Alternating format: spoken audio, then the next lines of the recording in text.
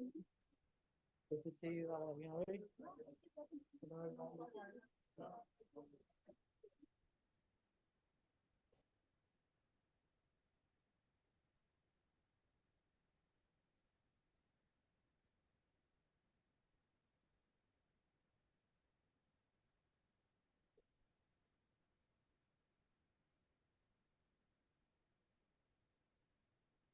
Hello, everyone. My name is Cindy Vandenbosch, and we're waiting for quorum, but we're close, so fingers crossed.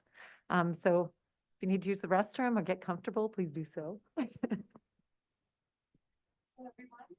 My name is Cindy Vandenbosch, and we're waiting for quorum, but we're close, so fingers crossed. That's true. Restroom or get comfortable. I don't know why we got such a delay. Usually we don't see the YouTube up there, right? Do we? Do we usually see the YouTube?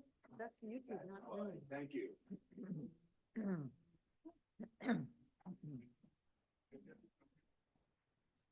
Yes, you got it. Want me to do a sound check? Yeah, sound We're work. good? Okay.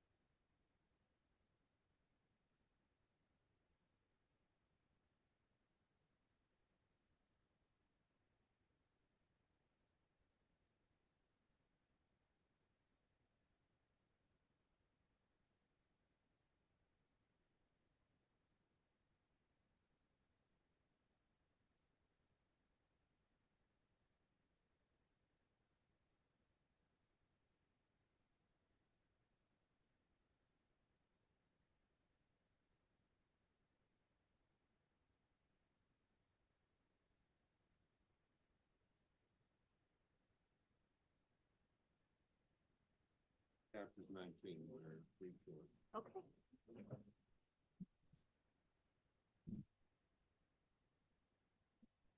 We got three to go.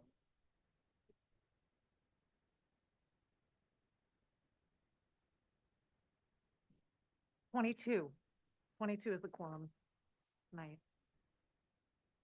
We have 3 to go.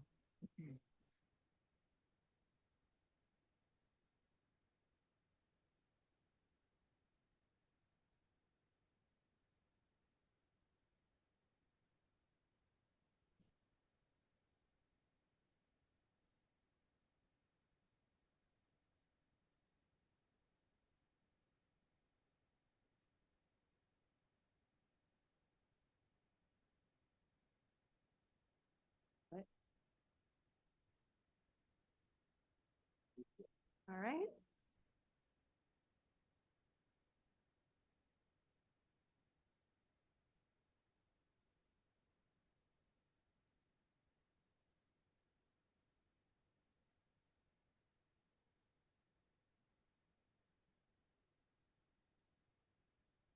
Yeah.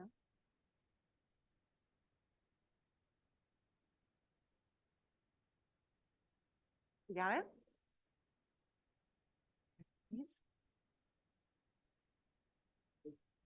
Okay, everyone, we're going to get started. So welcome. We're going to start the meeting. My name is Cindy Vandenbosch, and today is Wednesday, February 21st. And thankfully, it appears that we have quorum. We're going to start with the Pledge of Allegiance.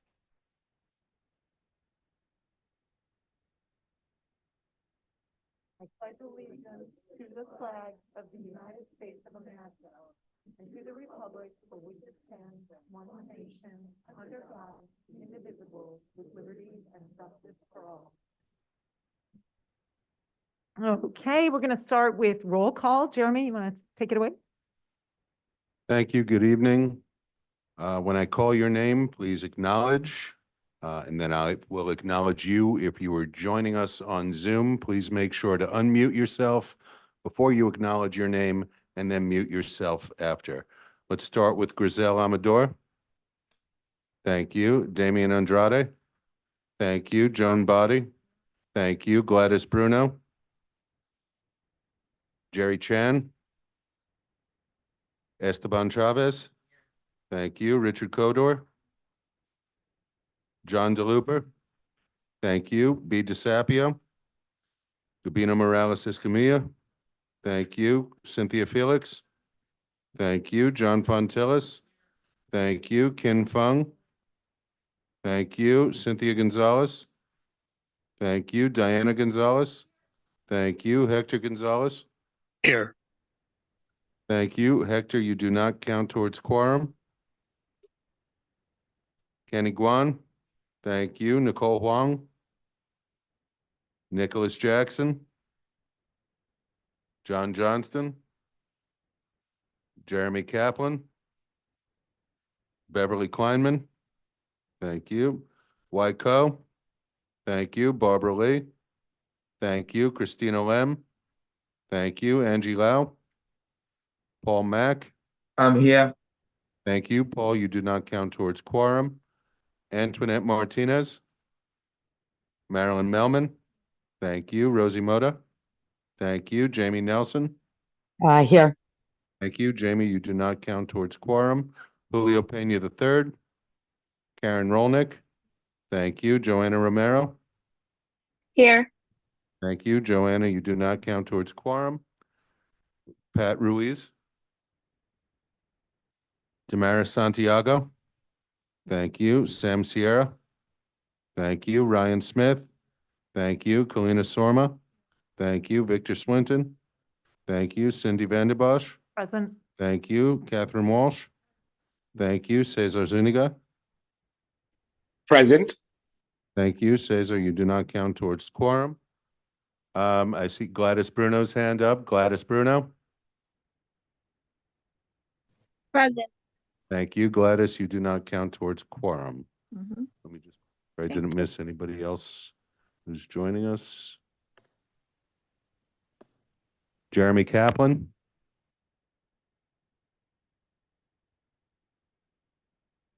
Oh, I'm sorry, Jeremy. I'm going to promote you to a panelist. And I acknowledge you. You do not count towards quorum. Yes, thanks so much. I'm here.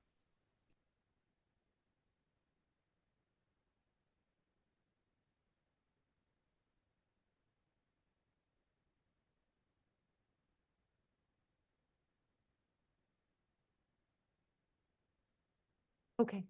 All right. Thankfully we have quorum. Also, just for those of you that may not know me, I'm the first vice chair. My name is Cindy Vanden Bosch, and I'll be presiding over the meeting in Julio Pena's absence while he's on vacation.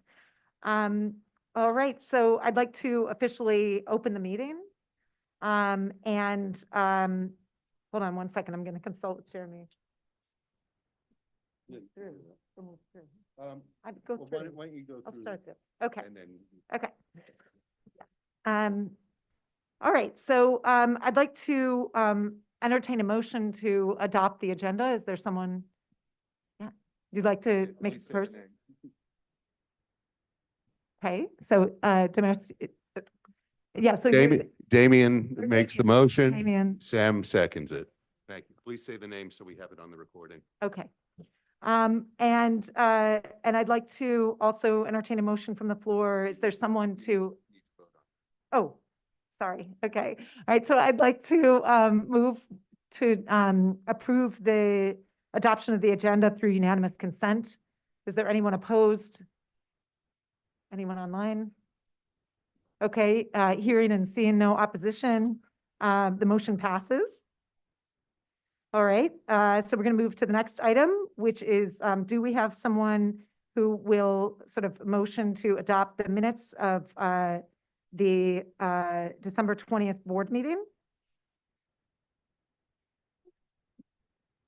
Okay, so Joan makes a motion to accept the minutes as written. Do we have a second on the floor? Marilyn Millman? Okay, so we'd like to move this through unanimous consent. Is there anyone opposed? Seeing and hearing none, the motion passes.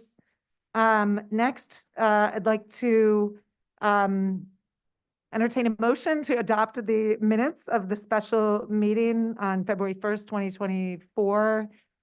Cynthia Gonzalez first. Do we have a second? Cynthia Felix, second. We're going to try to move this through unanimous consent. Anyone opposed in the room? Hearing and seeing no opposition, the motion passes. All right, so we would like to hear from, we have some elected officials, or we have an elected official that's here. Jeremy, can you please call them? Councilmember Hanif, you can unmute yourself.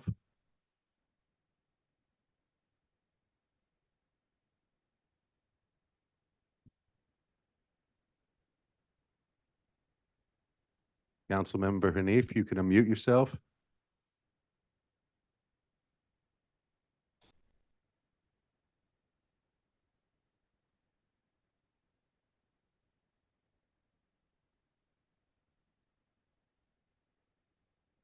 Hang on, I'm going to ask them to unmute in another way.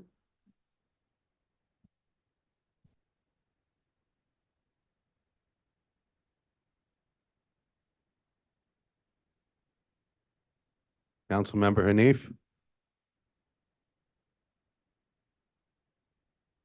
He's not unmuting yourself. Okay, but we have the council member here, so we give them deference, not the reps. We should move to Okay. public. All right, so we're going to move to the next agenda item, which is public comment for anything that's on the agenda. And so as a reminder, we do have a Transportation Committee report that's coming up, that's on the agenda. So is there anyone that wishes to speak on any items on the agenda today? And just a reminder that we have 3 minutes. You have 3 minutes to make your comment. One other thing that I'd just like to share is please be sure to come up to the front of the room and use the microphone, as we have people that are tuned in from home, and we want to make sure that they can hear. So if you're speaking without a microphone, then they won't be able to hear you at home. So it's really important that you're recorded and heard. So please, if you would like to. Oh, I'm supposed to take, oh, it doesn't matter. Yeah, Sorry. come on up. Yeah, please come up and Wait, please why don't you- introduce your name, your connection to the district, and then you have 3 minutes. My name is Pete Tomeo. I live on 5th Avenue and 25th Street. I'm speaking tonight to support the 3rd Avenue redesign between Prospect Avenue and 65th Street. Excuse me. As one of the 56% of Community Board 7 residents who does not own a car, I rely on transit, walking, and biking to access daily needs. There is probably no place more difficult to walk than 3rd Avenue, whether trying to access Industry City, bus stops, or other stores. Walking along and crossing 3rd Avenue is unsafe. Our community board already suffers from a lack of infrastructure investment in walking infrastructure. Of all 59 community boards in New York City, we rank dead last for the amount of bus lanes. This is why the 3rd Avenue redesign is such a critical investment for Sunset Park. From the amount of car lanes to poor lighting, 3rd Avenue is uninviting to pedestrians and the thousands of people who call the corridor home. Plans for lane repurposing, bike lanes, and increased lighting, far from hurting the corridor, will only increase economic vitality and safety. In 2011, the New York City Department of Transportation prepared a report for then DOT Commissioner Jeanette Kahn, and it evaluated the economic benefits of sustainable streets. The report found that DOT investments in pedestrian redesigns resulted in thousands of dollars of increased revenue for nearby businesses. The 2008 Vanderbilt Avenue redesign in Prospect Heights, which included many of the same features of the proposed 3rd Avenue redesign here, saw businesses increase their sales by 102% after 3 years of implementation. These investments aren't just good for businesses, they're good for social mobility. Access to transportation is the #1 indicator of someone's odds of escaping poverty. In 2023, we cannot double down on failed transportation policies that breed unequal outcomes. The #1 contributor to new greenhouse gas emissions here in New York State and across the country is our transportation system. CB7 ranks 13th out of 59th in terms of community boards for air pollution. The time is now to undo mistakes of failed transportation policies, and that's why investments like the 3rd Avenue redesign must happen. Thank you. Thank you so much. We are going to now hear from Councilmember Hanif. Councilmember, You can unmute yourself now. Thank you so much. Hi, everyone. Good evening. I was just reporting to Community Board 6. I don't know if these meetings happen at the same time, same day, but I guess tonight's one of those days that I'm appearing on Zoom for CB6 and 7. I'm grateful to be here tonight. I'm Councilmember Shahana Hanif. Mia Perez from my team is also on.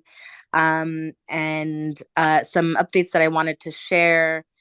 One, we are continuing to receive community input about the proposed development at the Arrow Linen site. Lots of community concerns, and the group Arrow Action has invited me to meet with them in March, and we've scheduled some time for a conversation. And I know that some folks from that group might be in attendance tonight. Feel free to keep sending your feedback. Your feedback matters to me. And I know that this has really drummed up a lot of interest around just broadly Windsor Terrace, impacts on school, flood retention and mitigation, Prospect Park. So a lot is at stake here, and my office and I are deeply interested in hearing your concerns. Start to a new term for us, and we kicked off the new year by passing a critical piece of legislation to keep survivors of gender and domestic violence safe in their homes, and not have to shuffle around from shelter to shelter.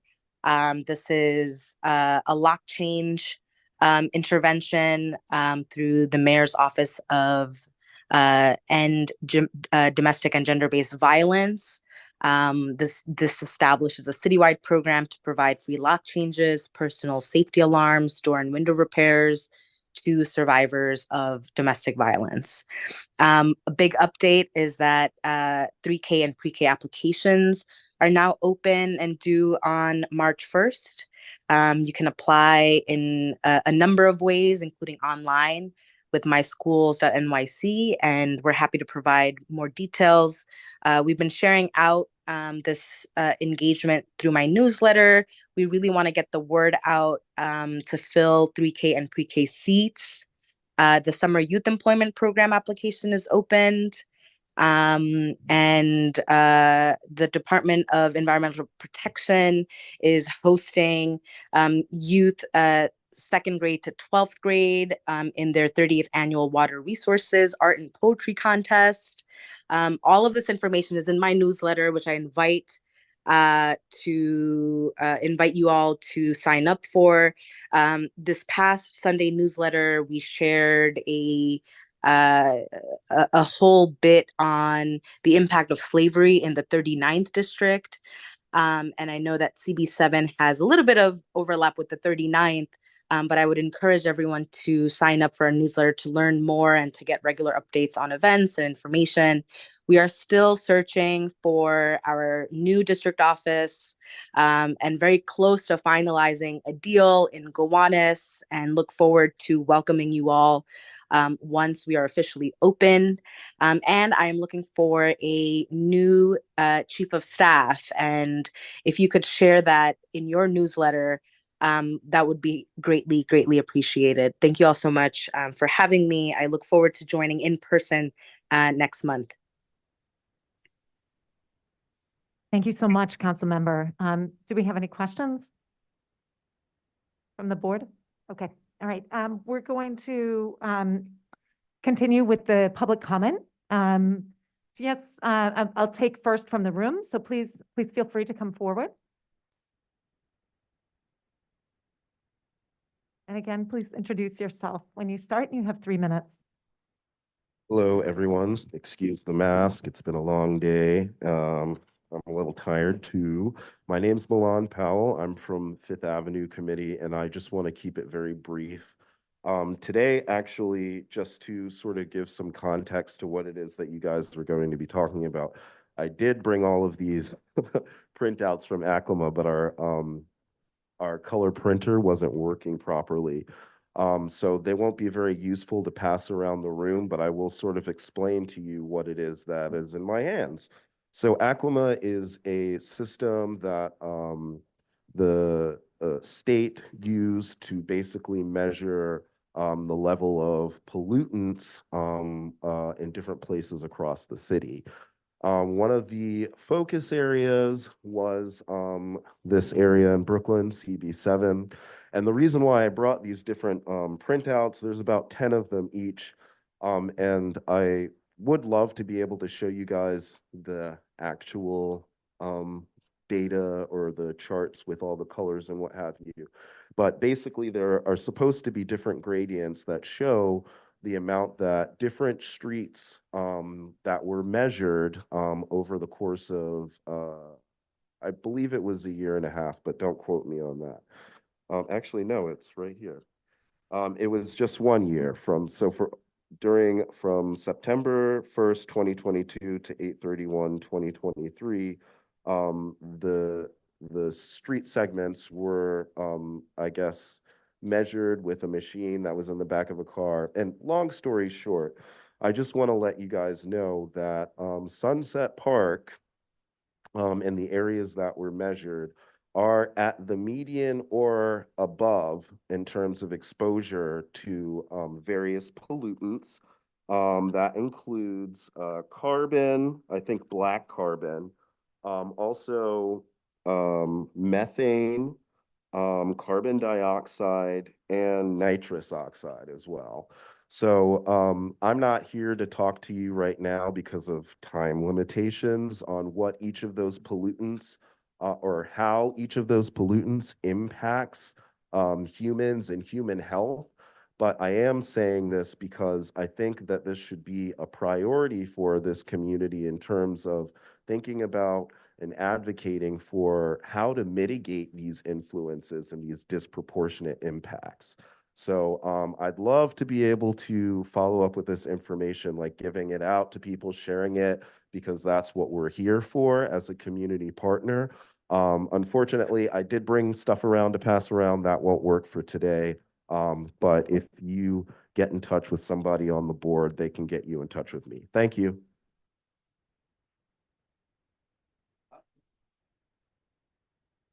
This is technically public comment, so there's, okay, it's okay, thanks.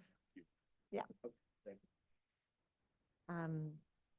Okay, is there? Yeah. Okay, so Assembly Carroll is here virtually. So Assembly Member Robert Carroll, if you'd like to speak and share an update. Oh. Hi, can you hear me? This is Assembly Member Carroll.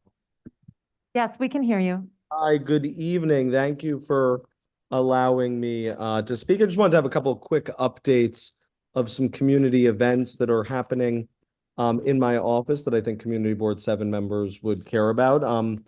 One is on Thursday, March 7th from 11 a.m. to 3 p.m.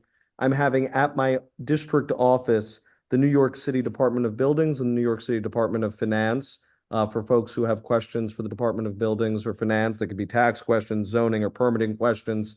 They are there to answer those. You can sign up at my office, 718-788-7221, and I'm happy to share that flyer with the board so folks can have a physical copy. We also have a little bit later into spring on Sunday, April 21st from 10 a.m. to 2 p.m. our Spring Clean and Green event with all types of both recycling and plants and all things spring at Park Circle, kind of at the border of Windsor Terrace and Kensington. And that's on Sunday, April 21st from 10 a.m. to 2 p.m. And finally, on Friday, May 31st from 10 a.m. to 2 p.m., the MTA MetroCard van, which will be in front of my office from 10 a.m. to 2 p.m. If you need reduced fare cards or senior cards, that's a great place to get that done. Finally, we are in the middle of the budget season for the state. We are kind of laser focused on making sure to get resources for our public schools, public transit, as well as to try to come up with some smart solutions for our housing crisis. And these are big topics. The state does have a deficit, but we should be able to close it. We should be able to get record funding for things like our public schools this year. That doesn't solve the whole circle because we're only part of that pie, but always happy to take any questions around that or hear any concerns folks have about what's going on in Albany. Thanks so much. Thank you so much, Assemblymember Carroll. Do we have any questions for Assemblymember Carroll? Okay. So I'd like to return to the public comment. Do we have anyone in the room who would like to speak? Damien, would you like to get up and speak? Thank you.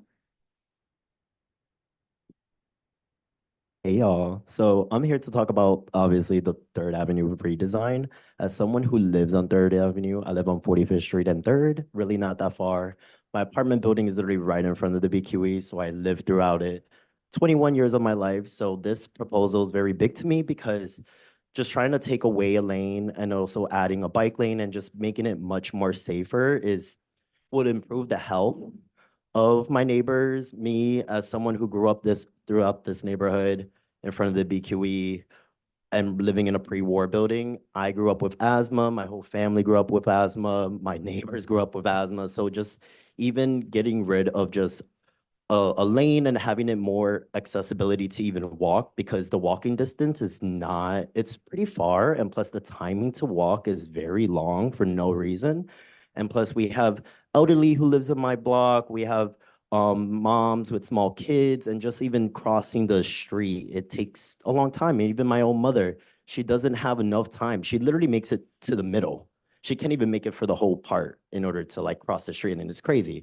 And just like the amount of like danger comes from that BQE is just crazy to me, because the toxic fumes and just like having like no air purifier or just anything to like mitigate the air that goes through our homes, that we're constantly breathing that every day. And like, it's just a little connection to y'all when we start voting on this, because it's very important. And like, you might not live down here, but there's thousands of people who definitely live down here.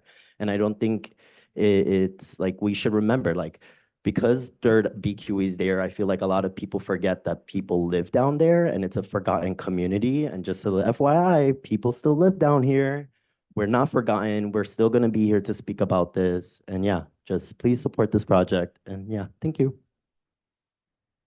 Thank you so much. Jerry, would you please just not sit on that table in the middle there? I don't want to testify in a lawsuit. Do we have, thank you so much. Do we have any other people who would like, pardon? Yes, we'll go online in just a second. I just want to take 2 more from the room. So Gambino. Item. If it's about 3rd Avenue, they can speak during that.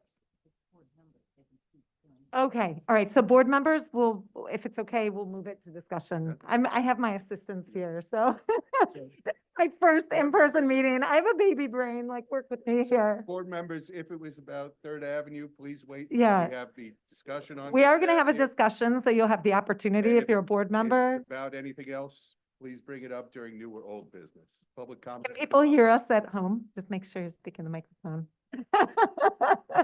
The board members, please speak during the agenda item or old or new business. Public comment is for the public. All right, so do we have someone online who would like to speak? Okay. Deborah Herdan, you can unmute yourself. Oh, thank you so much for allowing me to speak. I just wanted to say I'm a nurse and I'm a member of Families for Safe Streets. And what Damien said really touched me. I bicycle and I walk around 3rd Avenue very frequently. I bike over from the east to the west frequently. So over to Industry City, over to the Brooklyn Army Terminal. 3rd Avenue is always the scariest part of my bike ride. 3rd Avenue is, you know, terrifying to cross it on the bike, to cross it as a pedestrian. And again, the most we're one of the highest in the traffic, you know, 10th out of the 59s in terms of just the most vehicles. So that's a lot of congestion. That's a huge amount of air pollution, as Damien spoke about personally. So there's a huge problem we have here with the car traffic producing so much pollution. We have to reduce it any way we can. And these changes to 3rd Avenue will be essential for starting to make positive changes for our health and for our happiness, for us to get outside more and for us to feel more safe. Thank you so much. I have Diane Hauk Johnson next. Diane, you can unmute yourself.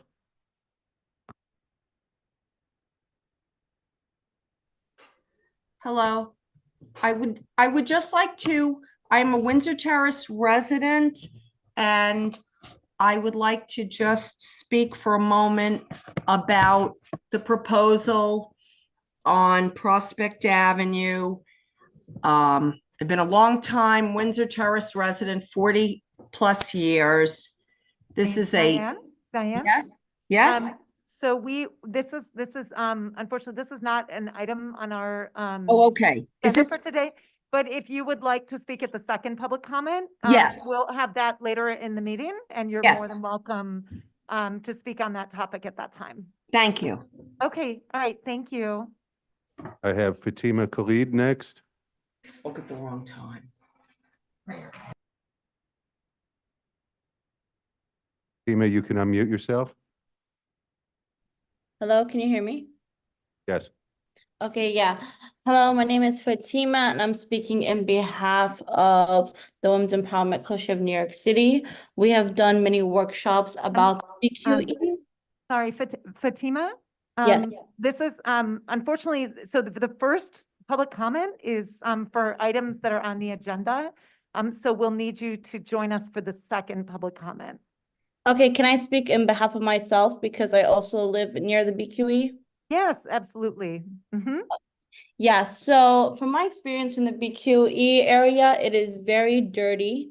First of all, there's no trash cans whatsoever in the 3rd Avenue because of that, there's so much trash. And also under the BQE itself, there are many people living in campers or minivans. Also, it's not safe to walk because a lot of the trucks there are going above the speed limit, which has also caused a lot of cyclists to pass away from our community. Also, there's no lighting around the BQE, which is also another problem because it creates this space for a lot of people to basically just go there and hang out and do drugs. And there's a lot of people with little kids in this community as well. Thank you so much. We appreciate it. Please stick around for the second public comment if you'd like to share the other part of what you wanted to say. No additional hands up here. Okay, so we have, again, this is for members of the public. So I would like to invite, we have Maria, if you would like to come up, and you also had your hand raised, sir. Okay, so if you'd like to go, pardon? Okay, yeah, and then you second. Thank you. And just a reminder to introduce yourself and 3 minutes. This last person who spoke reminded me of something that I had sort of forgotten about 3rd Avenue.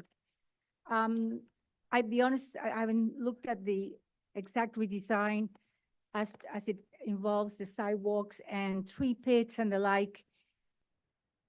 Just about every other week, there is a parent from 503 or 506 that now they all have my number.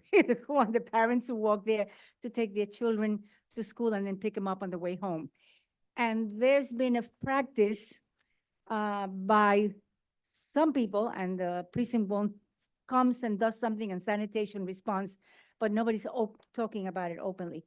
Dumping of used needles, used condoms, obviously people who are self-injecting, because there are big problems on 58, 57, 56 between 3rd and halfway up to 5th Avenue, where there's a lot of drug activity there in that area.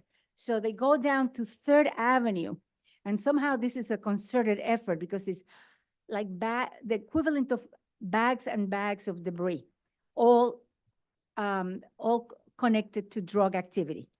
You call District 7, Department of Sanitation, they respond, thank goodness for that, because they realize that, they have to be called. It's not a regular area that is being monitored. The precinct, likewise, you respond, they call the Department of Sanitation. And so these parents are like beyond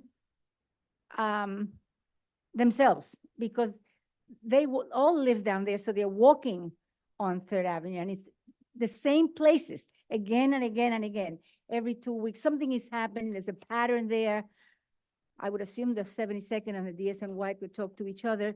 So I would urge the board, if there was any chance to connect those two committees, sanitation and I guess health care, would those be and maybe have a conversation about invite the Department of Sanitation, the precinct to respond to that, and hopefully with some notice.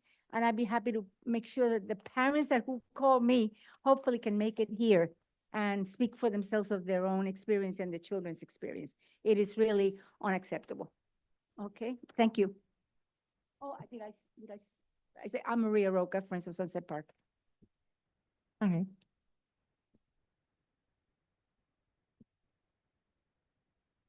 And just a reminder to introduce yourself at the beginning. Thanks. Hi all, my name is Sebastian Baez. I use he, him pronouns. I work at Uprose, a community-based organization in Sunset Park. And I'm speaking here on behalf of Uprose to support the 3rd Avenue redesign proposal voted by the Transportation Committee and proposed by the New York City Department of Transportation. We've been talking a lot about public safety tonight, and it's an issue of public safety and environmental justice. If people who are living right in the shadow of a highway aren't able to cross to get to school, to get to work, to get to their homes safely. The proposal, which would create 2 travel lanes and a bike lane, and also create extensions of the curb at intersections, would make sure that children and seniors, especially those who are going to our schools that are right along 3rd Avenue and right next to the BQE, that they're able to cross safely, that they're able to spend less time in the roadway, that vehicles that are traveling along 3rd Avenue are able to do so more slowly because there are fewer lanes, and therefore less likely to speed and hit and severely injure many Sunset Park residents. And we know that, unfortunately, paint is not enough for these curb extensions, and the protected bike lane is an important start. But we know that we need more than just paint. We need bollards. We need other physically movable structures to really protect pedestrians and cyclists from turning trucks, from other speeding vehicles, so that there are no more cyclists and pedestrian injuries and deaths along the 3rd Avenue corridor in Sunset Park. And of course, the issue of air pollution is always important on people's minds, both for people who live and work around the 3rd Avenue corridor. And Uprose has been leading a coalition called the BQE Environmental Justice Coalition to make sure that we are able to move people and goods off the highway in a more equitable manner that pays attention to street safety, both in terms of people who are using vehicles and people who are just getting around in the neighborhood. So for more information about that, we have some mini zines on a table outside. Please take them. They're in English and Spanish. And if you have any questions, please speak to me afterwards. Thank you. Thank you so much. Do we have someone online for the public comment? Okay. So we have someone, feel free to come on up. Again, this is the opportunity for members of the public who would like to speak on items of the agenda. So we welcome you. If there's anybody else in the room, please let us know. Hello, everyone. My name is Jamie Freed. I work at the hospital on 55th Street and First Avenue, and I commute by bicycle every day. And I just want to add to the chorus of support for this remodel and say that if a bike lane does get built, I would use it every single day. The fact that you don't currently see bikers on Third Avenue is because we don't feel safe, but the demand is there, and if you build it, we will come. So much. Do we have anyone else, any other member of the public, please come on up?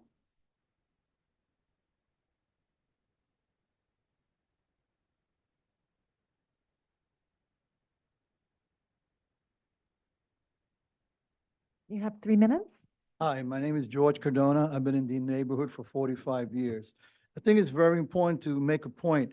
Pollution affects 100% of the community, not just Third Avenue, but everything. So we got to get on top of that and try to support that.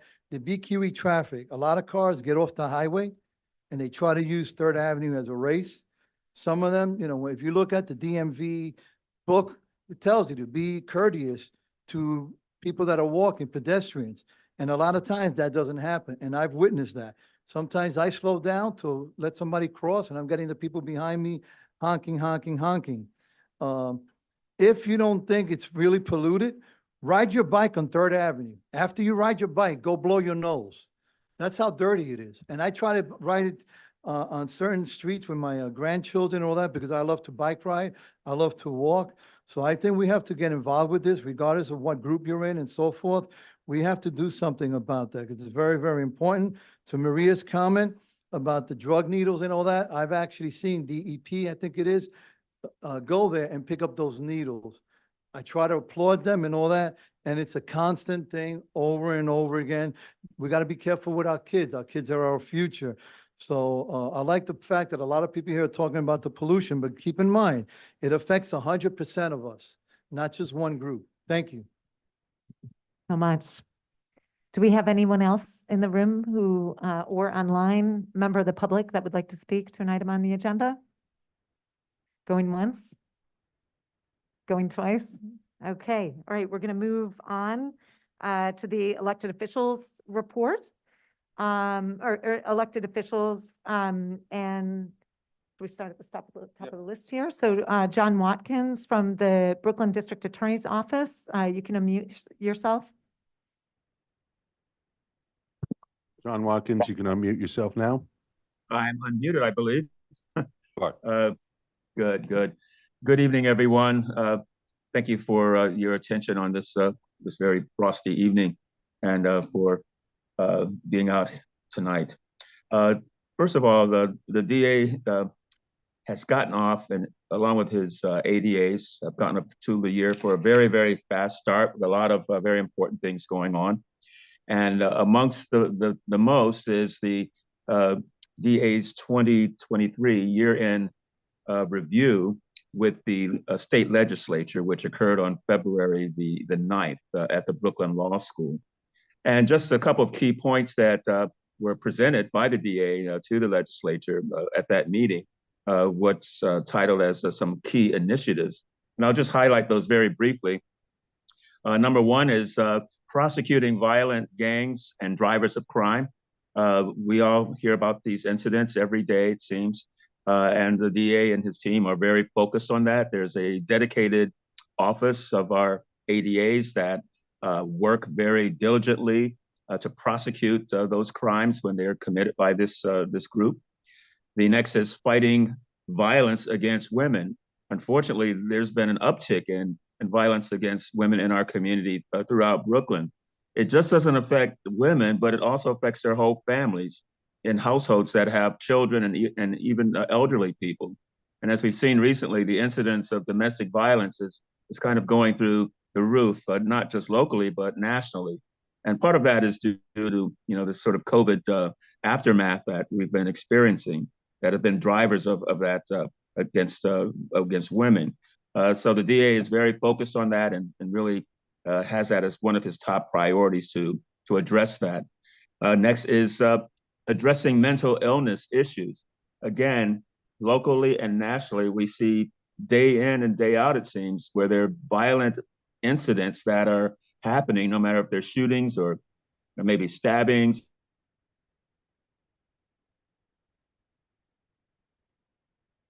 John, I think we lost you. John Watkins? That are applied as perhaps having some issues regarding their mental health that could lead to violent acts.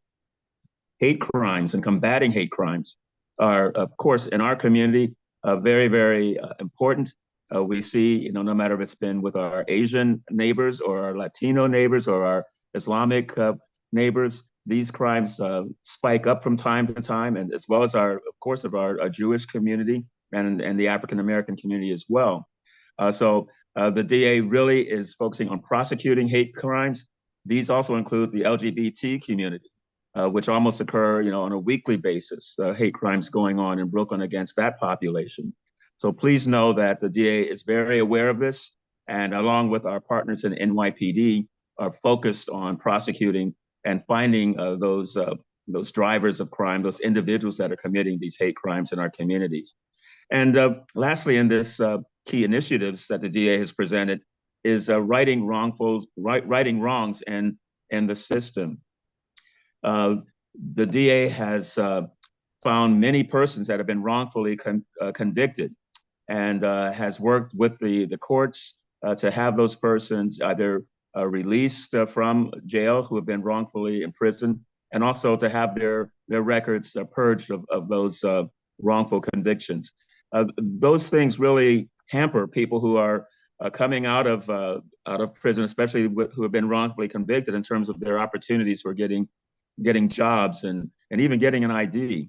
So the DA is working with those individuals through various stakeholders in the community to make that an easier process for them. And it's always very vigilant about righting the wrongs in the criminal justice system.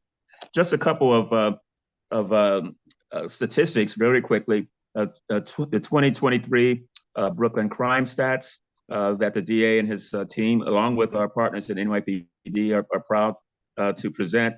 Most have gone down. The murder rates in Brooklyn have gone down 8.6%. Shooting incidents, those are persons who have been victims of shootings and also have gone down 24.7%. Burglaries are down 17.8%. Grand larcenies down 7%. Rape is down 7%. Felony assaults are up to almost 3%, and grand auto thefts up 2%. And as many of you may know, there are certain vehicles that are very easy to compromise and to steal, and so can be hacked into their security systems and stolen. So that accounts for some of that. And that's pretty much it that I have right now. Thank you for your attention. Please go to our website, brooklynda.org, and on the drop-down menu, especially where it says news and press releases, I really encourage people to go there to see the good work that DA Gonzalez and our partners in law enforcement are doing. Each and every day, it seems there's new press releases coming out which show in detail the prosecutions that have been going on, and those persons that are being brought to justice. And so they're not always it's not happy reading, but with the short news cycles, these things that occur in our communities are off the mainstream, main press very quickly, and it will take many weeks and sometimes months and years to finally bring to conclusion. And you can find that information on our website at brooklynda.org. Thank you so much. Have a great evening, and I look forward to seeing you all in person next month. Take care. Thank you. Thank you, John. Next up, we have Taylor Margus from Senator Chu's office. And I believe, yep. Mhm.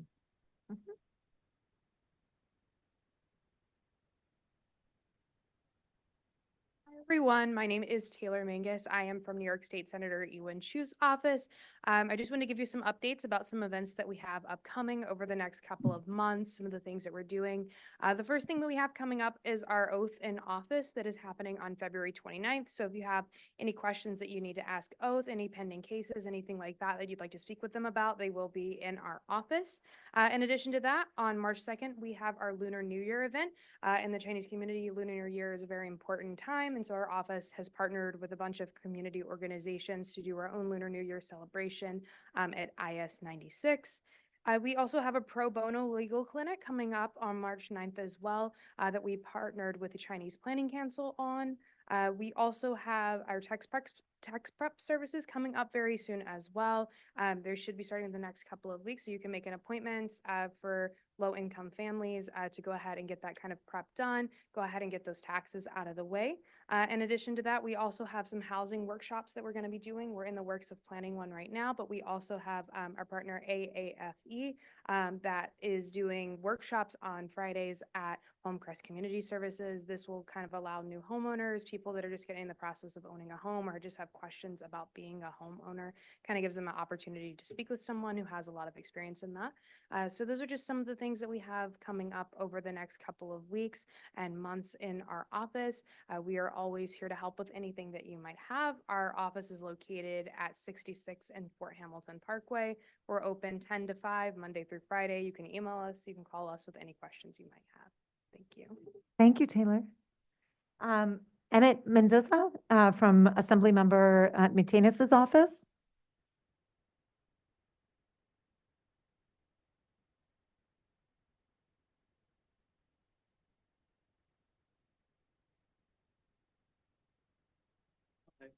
Hi, good evening, everyone. My name is Emmett. I am the Chief of Staff to State Assembly Member Marcelo Martinez. A couple of updates that I want to share with you guys. As you all know, recently the State Assembly and the State Senate has wrapped up their state budget hearings. In regards to transportation, the Assembly member has pushed on DOT State Commissioner Dominguez on making sure that the state interacts on the issues pertaining to South Brooklyn around the BQE. The commissioner did respond that they submitted a federal grant for the Reconnecting Communities and Neighborhoods grant that is currently was submitted with the city and is currently pending process. We're hopeful that if the city gets it, we'll be finally able to do something on the state side to be able to address the issue around what to do with the BQ itself. Secondly, the Assembly member also asked Department of Environmental Conservation, Commissioner Basil, about the issue of last mile. This was asked directly by Environmental Chair Deborah Click around the issue of last mile facilities that are proliferating, not just in New York City, but across New York State. As you all know, or maybe may not know, the Environmental Defense Fund recently put out a report in January that shows that 1 in 4 New Yorkers are living within a 1-mile radius of a last mile facility, such as Amazon, FedEx, UPS, basically large trucks that are basically emitting large pollutions and impacting directly impacting the health conditions of a lot of working class people. The commissioner is open and respondent is willing to work with the state legislature on finding a solution. Currently, there's discussions between our office as well as DEC and the assembly chair on finding those solutions. We're hopeful that we can push the implementation passage of our Clean Deliveries Act that will create a permitting process through DEC to help regulate these facilities and push for alternative modes of transportation according to the structure itself. Thirdly, we relaunched our campaign for the Tenant Opportunity Purchase Act with tenants of 287 Prospect Park. It was a really successful campaign launch. We had over 4 tenant associations across New York City join us, as well as a couple of tenant organizations. Basically, if implemented, it'll be one of the many ways that we hope to address this housing crisis that we have, along with passing the cause eviction and HAVP, which is the Housing Access Voucher Program. There's a lot of things that we know that are impacting New Yorkers. Many of the top 3 issues are the cost of living and housing, along with criminal justice and crime itself. We want to make sure that we're implementing and redressing these issues within the state budget. Lastly, the MTA is still collecting public comment around the Brooklyn bus redesign that is impacting, hopefully, a final version of it's going to come out by the end of this year. Assemblymember Marcelo Martinez, along with her state colleagues in the Senate, as well as City Council and Board President, and our congressional rep submitted a letter to the MTA to expand access of the proposed B81 route that will connect from Kensington, Flatbush to Park Slope to Red Hook, and hoping to expand that into Lower Manhattan.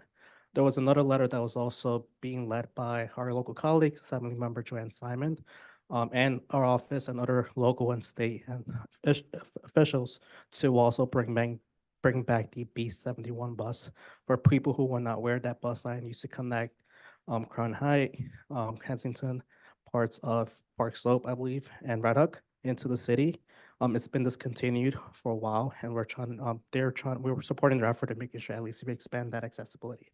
But if there's any other bus lanes or proposed redesign routes that you guys believe that should be included, there's still comment. Visit the MTA's website and make sure that your voice is heard.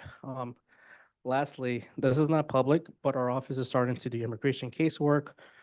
Thanks to the Chinese American Planning Council, we're starting to do a couple of casework every Wednesday.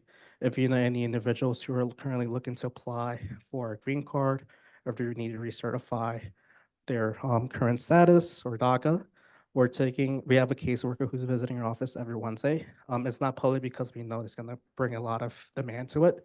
But if you do know of any individuals who are looking for assistance or help, please send them our way. Our office is located on 4907 4th Avenue, right between 49th Street and 50th Street on 4th Avenue.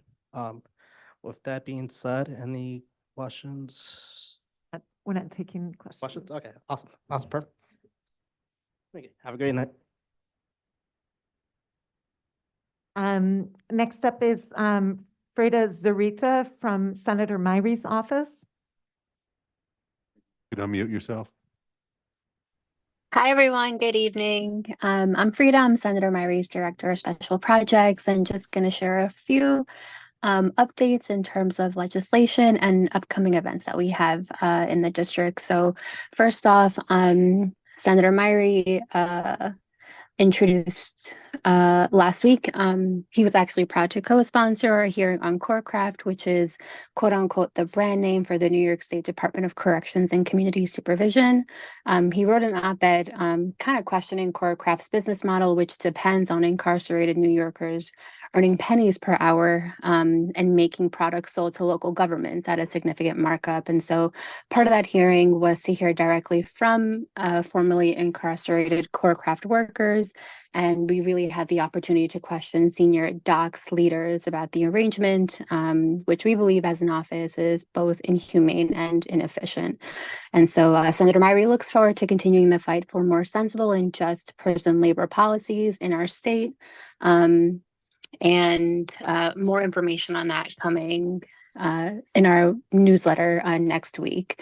We also have an event happening March 19th.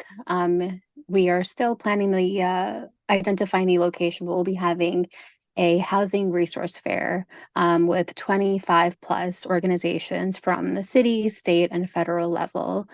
So if anyone is interested, I can send over that flyer, and I can also share my email briefly after my updates. We also have a housing representative every Wednesday at our office, 1077 Nostrand Avenue. She is from Churches United for Fair Housing, or CUF, and she assists with a multitude of housing issues alongside our housing specialist in the office. Lastly, we also have a lot of material literature in our office. We have a really great senior resource guide. It's a really nice big blue book that has contact information and all these resources ranging from consumer protection, continuing education, crime victims assistance, legal resources, healthcare services, etc. So we have those available for pickup, and also if anyone is interested, we can also mail them out. So yeah, those are my updates. If anyone ever needs to get in touch with our office, you can always give us a call. at 718-284-4700. You can stop by the office. And I'll also share my email. It's F as in Frank, Z as in Zebra, URITA @nysenate.gov. All right. Thank you, everyone. Thank you so much. Next up is Myra Molina from Congressperson Goldman's office.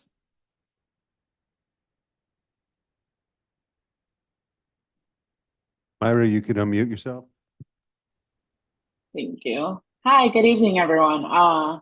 Once again, my name is Myra Molina. I'm here on behalf of Congressman Goldman's office. I just wanted to say Happy Black History Month.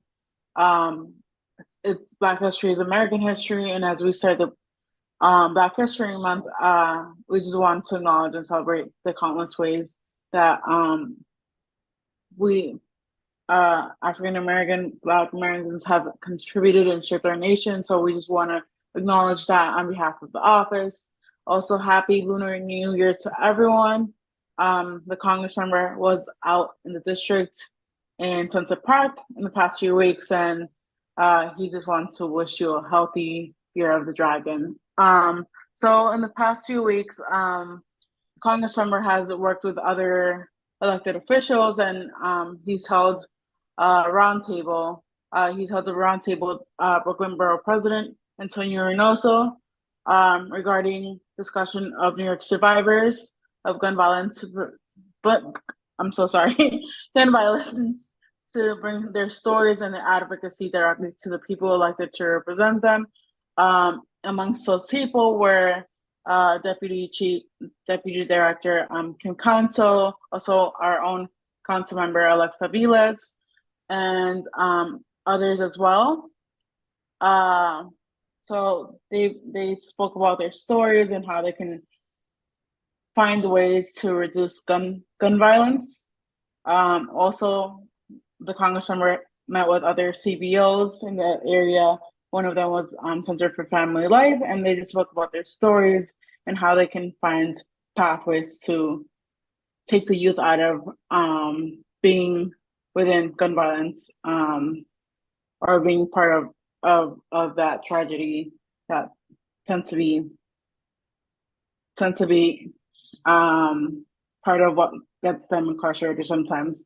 The Congress member also announced 1.3 million of a grant for Red Hook East Nitro development, which was damaged during Hurricane Sandy. He announced that FEMA awarded $1,003,313, which is the Richard Stafford grant, to the New York Nitro Red Hook Housing, specifically Building 29, for permanent building repairs. These repairs are very necessary due to water damage that's sustained during Hurricane Sandy. In 2012, Hurricane Sandy brought very big, very high winds and storm surge regarding flooding. So that's something that we're also working on with CB6. And our office is open to constituents. So I just wanted to also remind you that we're on 348 Main Street. Unfortunately, it sometimes you do need to be on top of just calling beforehand, because the right caseworker may not be there to speak, or the right staff member may not be there to speak. So we would really appreciate that, so we won't waste the constituents' time as well. And yeah, let me know if you have any questions. I mean, I know we're not taking questions, but I'll be sending the board report. And unfortunately, I couldn't be there because I'm also staffing for CB6, but I'm here to have any conversation. Thank you. Thank you so much. We appreciate it. Next up is Francesca Lando from Senator Gennardi's office.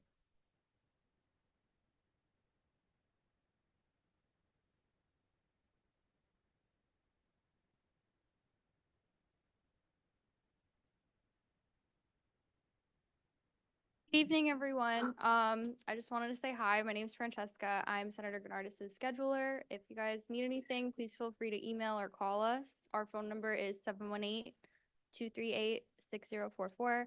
I can always give you my email after. For everybody who was able to come join in person today, I brought a ton of COVID tests that we got, so please feel free to take them. There's a lot, please.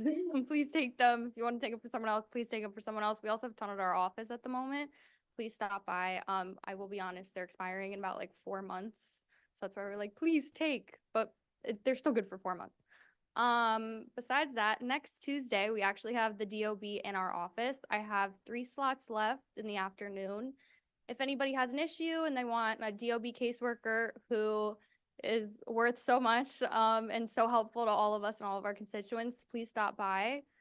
Just give us a call so I can get you on the schedule since we only have the 3 slots left. But if anybody needs help from DOB, next Tuesday, and we're at 237 Carroll Street. We also are having oath in our office. I'm blanking on the date and I didn't bring my tablet with me, but I left posters for that outside as well. But if you need anything, please come talk to me. Have a good night. DOB is next Tuesday, so the 27th. Thank you so much, In Ken. the afternoon, like after 1. Thank you so much. Edward Serna from Councilmember Aviles' office.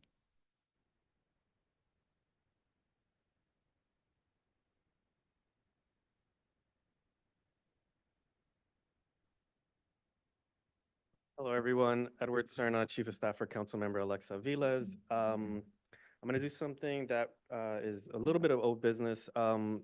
Many residents and community members have approached the office about lack of clarity and wanting more information around the Made in New York and Steiner Studio project. And so we heard it loud and clear that this is something the community wants. So on March 14th, which is a Thursday at the Sunset Park branch of the BPL, we'll be having a community meeting with representatives from the EDC. So that'll be an opportunity for folks to do a deep dive on that project. Yeah, I will leave some flyers for that event outside. On the legislative front, the council member, and I haven't reported on this before, but many of you might have heard of this in the news. The council member was the co-prime sponsor for the How Many Stops Act. It is a bill that would require the NYPD to document level 1 and level 2 interactions that they have with the public. The mayor unfortunately vetoed that legislation, but the council stood strong and overrode that veto. The goal of the legislation is to provide greater transparency, data, and accountability on how the NYPD conducts its work. And so it was a big win for the city of New York because the council member, again, stands strong on issues that affect public safety. And we know that public safety goes beyond enforcement. Also on the legislative front, during this session, the council member is now the chair of the Committee on Immigration. Sunset Park and this board has a deep history with that committee, as the previous council member served as the chair of that committee. And this board was one of the few boards to ever have an immigration committee. And I actually had a chance to chair it at one point too. So we are in the middle of a humanitarian crisis. And so the first committee hearing for the immigration committee will be on February 27th at 10 a.m. And the topic will be the needs of immigrant older adults in the city of New York. So definitely encourage folks to attend that. Lastly, I just want to do actually 2 more things. I want to do a plug-in for Regina Opera Company. It's a nonprofit we fund in the community. Most folks think of Carnegie Hall or other establishments in the city when it comes for opera, but many of you might not know that there's actually really great work and production that's being done here in Sunset Park at OOPH. So I'll also be leaving their schedule of like performances for the season. Lastly, during new business, a fellow board member is going to be introducing a resolution calling for a ceasefire in Israel. And so we want to thank Damien for re-introing that resolution. It is not easy to stand up and call for something that is, pretty controversial. But the council member, since the beginning of the conflict, has unapologetically said that she wants to see a ceasefire, that she wants to see she wants to stop the killing of civilians, which have been a vast amount of women and children. She is supportive of the release of hostages. So again, thank you, Damien, for your leadership on that. And you can always contact me at ecerna@council.nyc.gov. And, our office is just 2 blocks over on 45th Street. So thank you, everyone, and have a great evening. So much. Next up, we have Mon Yakyu from Borough President Office Reynoso, from Borough President's Office Reynoso, from Borough President Reynoso. Good evening, everyone. My name is Manyak Yu, Director of Policy at the Office of the Brooklyn Borough President. I have two announcements tonight. One is that, as some of you might already know, our State of the Borough address had to be rescheduled as a result of the inclement weather. So the new date has been announced. It's March 13th at 6 o'clock. At the New York City College of Technology. I left some flyers outside and would certainly love to see all CB members be in attendance to hear about some of the progress that we've made over the past year and some of the new initiatives that we'll be considering for next year. And then secondly, I want to share that I know that we had initially mentioned that that community board applications were due on the 19th, but we have extended the deadline until today. So if any of you have not submitted your reapplications, or if you have any friends that are interested in applying but missed the deadline, there is still an opportunity until midnight tonight. So please do spread the word. And that is it from me. Happy Black History Month and Happy Lunar New Year to those celebrating. So much. I'm sorry, we're because we have a really kind of we're expecting sort of a big agenda. If you have any questions, you can reach out to the community board office, or you can reach out directly to the various elected officials' offices directly. I'd also like to acknowledge Mia Perez for joining us today. However, since we did hear from Councilmember Shahana Hanif, we're going to thank you for being here, but move to the next item on the agenda. And if there's anything that you'd like to share with the board, please send us that and it can be distributed out to the board within the next day or two. We'd like to move to the next item on the agenda, which is the committee report. And Katie Walsh is the chair of the committee, is going to come up and share a report. And we also have a vote.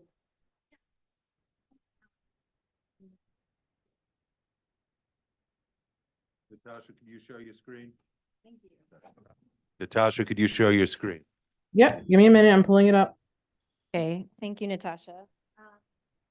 Given the number of electeds in the office or in the room, if anyone can help with that beeping that these folks have had to deal with for 2 weeks, I don't know what the beeping is caused by, so that they don't lose their minds if they haven't already.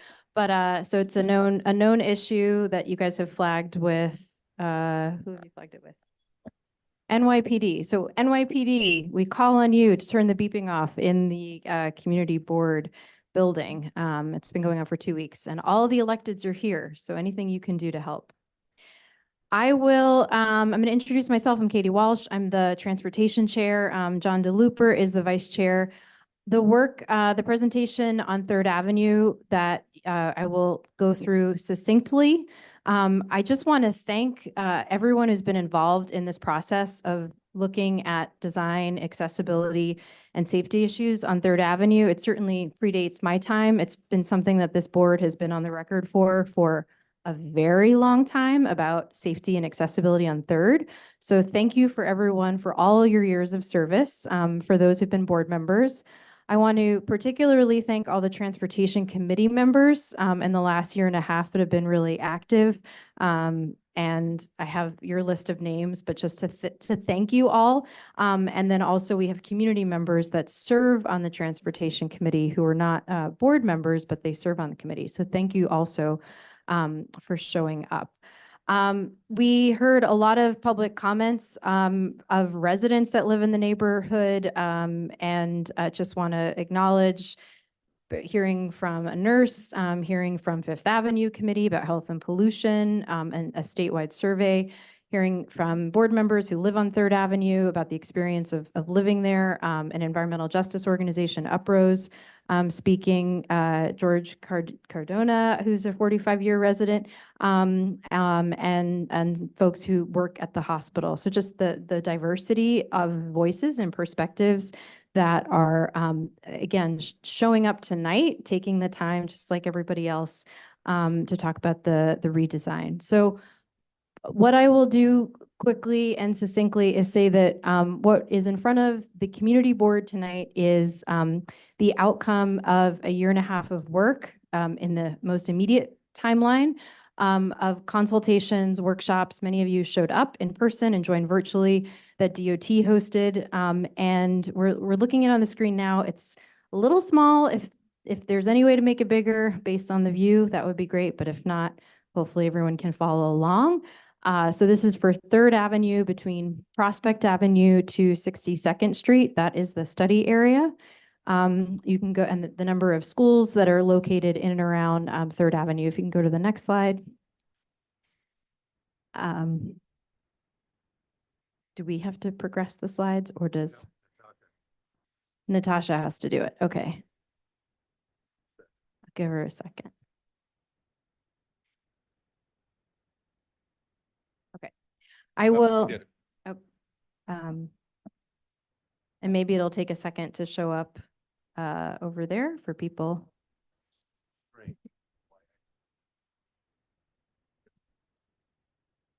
Okay, I will talk through it and then the slides will catch up. So the study area on 3rd Avenue between Prospect and 62nd, obviously we all know from being in the neighborhood and the community in terms of the number of businesses and schools that are located there. The next slide just shows us crash and injury data that calls out in the particular time frame the number, again, of the way DOT measures things, which is the killed and injured index. So the size, if you can see, just at least with the number of yellow, shows you the volume, the number of incidents. This is really helpful. Thank you. It shows you the number and volume of incidents, again, of those like killed and severely injured index. And that's 60th and 3rd. And so again, if you're in the neighborhood, you know we have schools on 3rd at 60th and up the street. So this is like significant impact. Next slide. Just shows you the number of workshops that were hosted in partnership with Community Board 7. Those were in the spring. There were 2 in-person workshops and 1 was virtual. And again, with the goal of having these accessible in different languages and translation services that was provided. And participants had the opportunity to, again, interact and provide feedback. The next slide, this merchant outreach survey was done by, so in the next slide, the merchant and outreach survey was done by DOT. It gathered data from businesses about their loading habits and observations of what is happening along 3rd and their perspective. We did send this out. It's available, the community board members. It's about 75 pages compiled together in terms of what DOT collected from businesses. And we are, can continue to disseminate it. And it is very granular. It even tells you like every specific intersection on 3rd Avenue, the perspective that was gathered. So if we go to the next slide. Oh.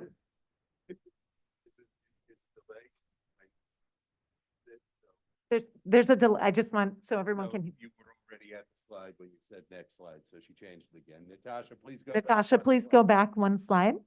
Thank you. I will be more specific. So this one is 3rd Avenue issues and challenges. And again, this is take a step back, all the different feedback that we heard. We heard it again in public comment tonight. I will just call out a couple is, again, that safety issue around 60th Street being like particularly heightened. And this need to address speeding. We also heard that kind of the raceway aspect of drag racing that happens. And this issue of crossing times and safety for pedestrians.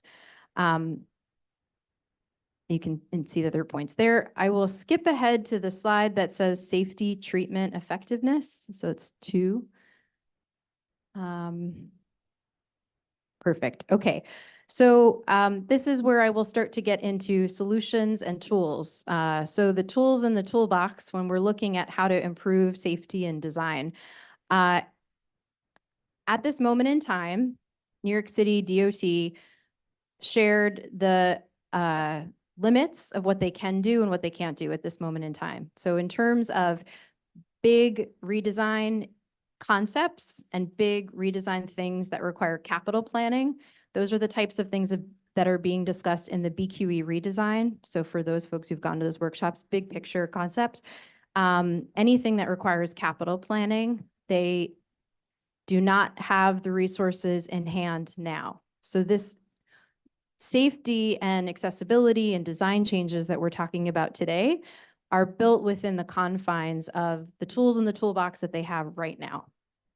So when we start to show you what the design proposals are, they are reflective of those limits that are in place now. And so we will go through the slides going forward. But what I want to show you in terms of what are some of those tools in the toolbox and some of those treatments are things like a road diet. What is a road diet? It is a lane reduction. They call it a road diet, but it's a lane reduction. Pedestrian islands, so that you, as a pedestrian, you know what these are, but I'm just kind of stating what they are, but that accessibility of you as a pedestrian as you step out, past the curb, being able to get onto a pedestrian island. So those are examples of the tools in the toolbox that the Transportation Committee were looking at as we were looking at this redesign. So you can go to the next slide, which is existing conditions. Okay, so this is just a picture. You can visualize, if you're under 3rd Avenue, what it looks like. We're showing 2 images. One at the top bar is 19th to 39th. The bottom one is 39th to 54th. Of course, if you're under the BQE, if you're on 3rd Avenue, you remember what that feels like because of the way that the BQE is set up and some of the ways that the lanes are set up. But those are the existing conditions. So just again, to state what's there, which you all know, is that parking lane and then the 3 moving lanes. And then you have the median in the middle, and then you have the moving lanes, and then parking. And sorry, I'm just seeing that the parking on, well, yeah. So you see parking on the other side. So you've got those like 6 lanes of moving traffic. Existing conditions. Okay, next slide. I'm just going to show you the 3 options, then show you what came out of Transportation Committee with unanimous consent, and then I'm going to move it to the vote. So the next like 5 minutes are going to go pretty quickly, but then I can pause for questions.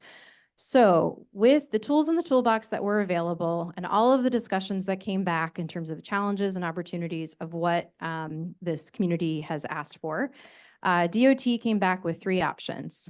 And so you can see in the image, and then you can also see sort of our reflection on the options that were provided to us. So option 1 had no change to traffic patterns. So again, you just keep those moving lanes. Option 1. This is basically business as usual. So that was language that they use. That's language I remember them using. Business as usual. And these are curb extensions that are painted. I think I heard it from one of the public comments, but just this challenge that we have with curb extensions are painted, it doesn't create safety. So it's a concern. When we pressed DOT about the most dangerous intersection in our community, which is 60th and 3rd, they said option 1 does nothing for the most dangerous intersection. So here is all this advocacy, all this work, all this energy, and we get options back with the first one that does nothing for the community. So the Transportation Committee moved on from that one. We can go to the option 2. Okay. Option 2 was, again, we're visualizing, we've got the 3 moving lanes. Okay, now this is option 2. So option 2 has the curb extensions with paint. Again, we know paint's not enough. We know we want solid infrastructure, but come back to that. Curb extensions with paint. This option introduces 2 moving lanes. So that's the road diet, right? So you had those 3 moving lanes, now you're 2 moving lanes. So that's what's different, option 2, you have a road diet. However, what they do with the moving lane, if you can see that yellow and the hatched lines, it's paint.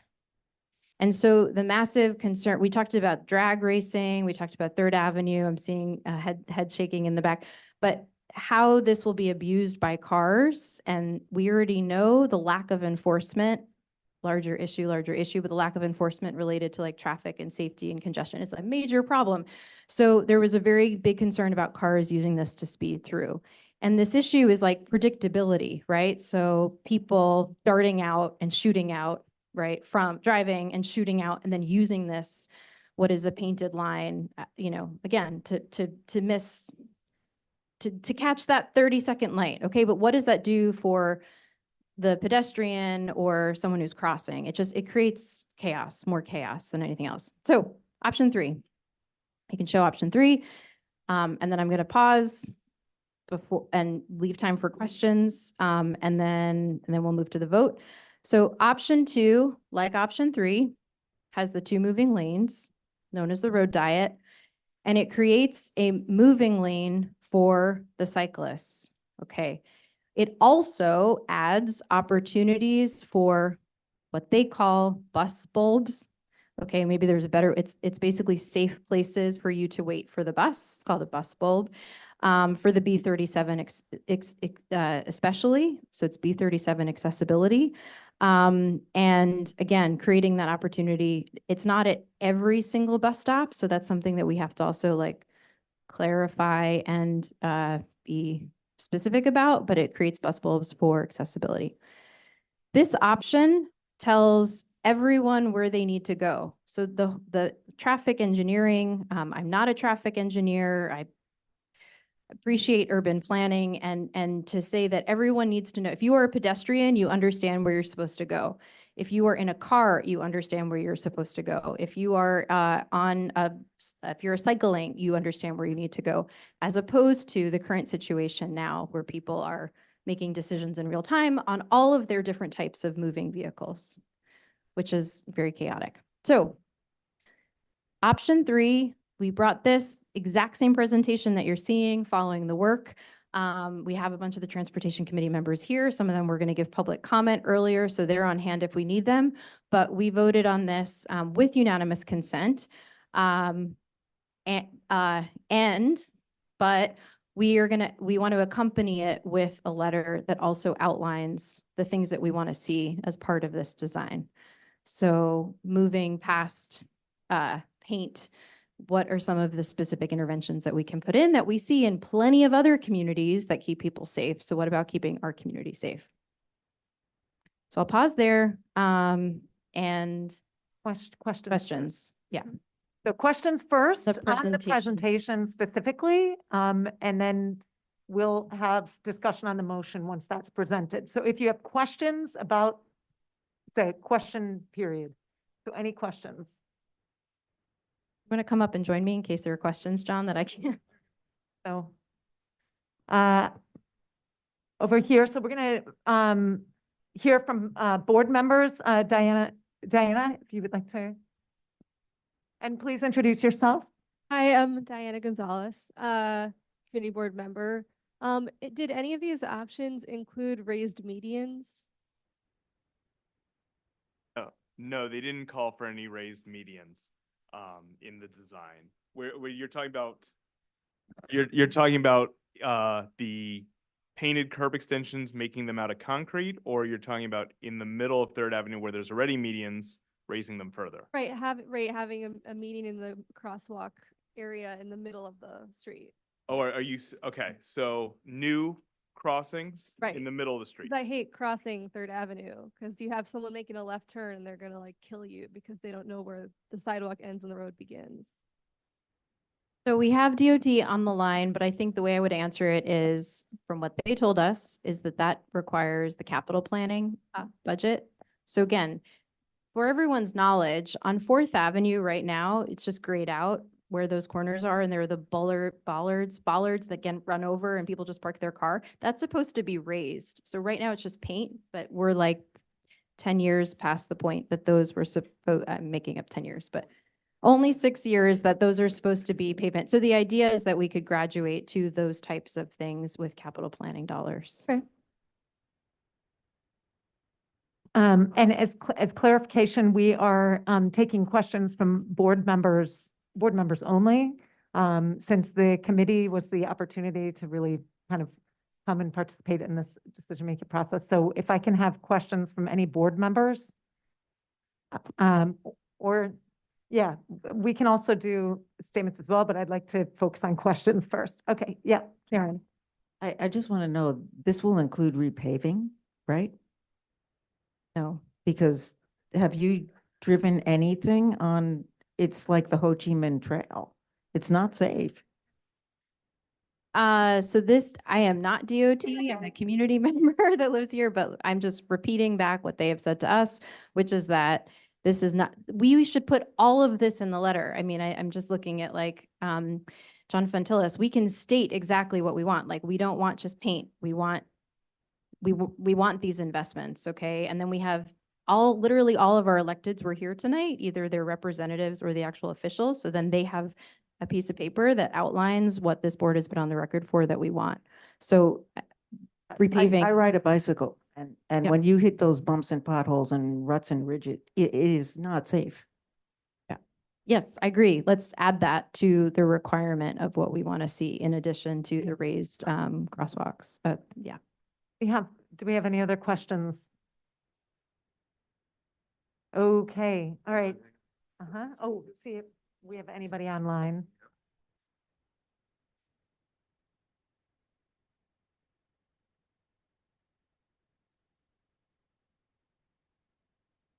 Jeremy Kaplan. Yes. Yes, hi, Jeremy Kaplan, board member. I just wanted to ask, do we know the exact which ones would have bus bulbs or these pedestrian islands? Because I think those are incredibly important as well for making pedestrians a lot safer, making it easier to cross Third Avenue for people who need more time. And so was there any indication from DOT where they would put those and why they wouldn't put them for each individual bus stop and why they would choose one bus stop over another? They did not give us even we don't have a number. Again, DOT folks are on, but they didn't give us a number, a minimum or a maximum. We also don't have any benches. This is something that this community board has asked for, is just benches for our bus stops. So I also just want to acknowledge that there's no benches on Third Avenue. So we have a lot of need that plenty of other communities get. So Sunset Park deserves it too. So we should list those out, Jeremy. And if we have any observations of, we know we particularly need bus bulbs at specific places on Third Avenue, we should state, because we know the experience of where people are. So we can also make that. I would just say, I don't mean to interject, but I would say that we should ask for every stop, because I think it's just so convenient for pedestrians as well.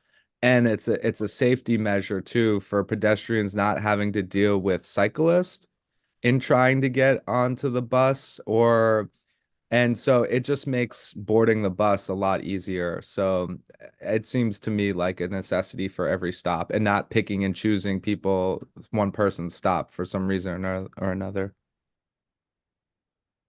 Okay, I am, thank you.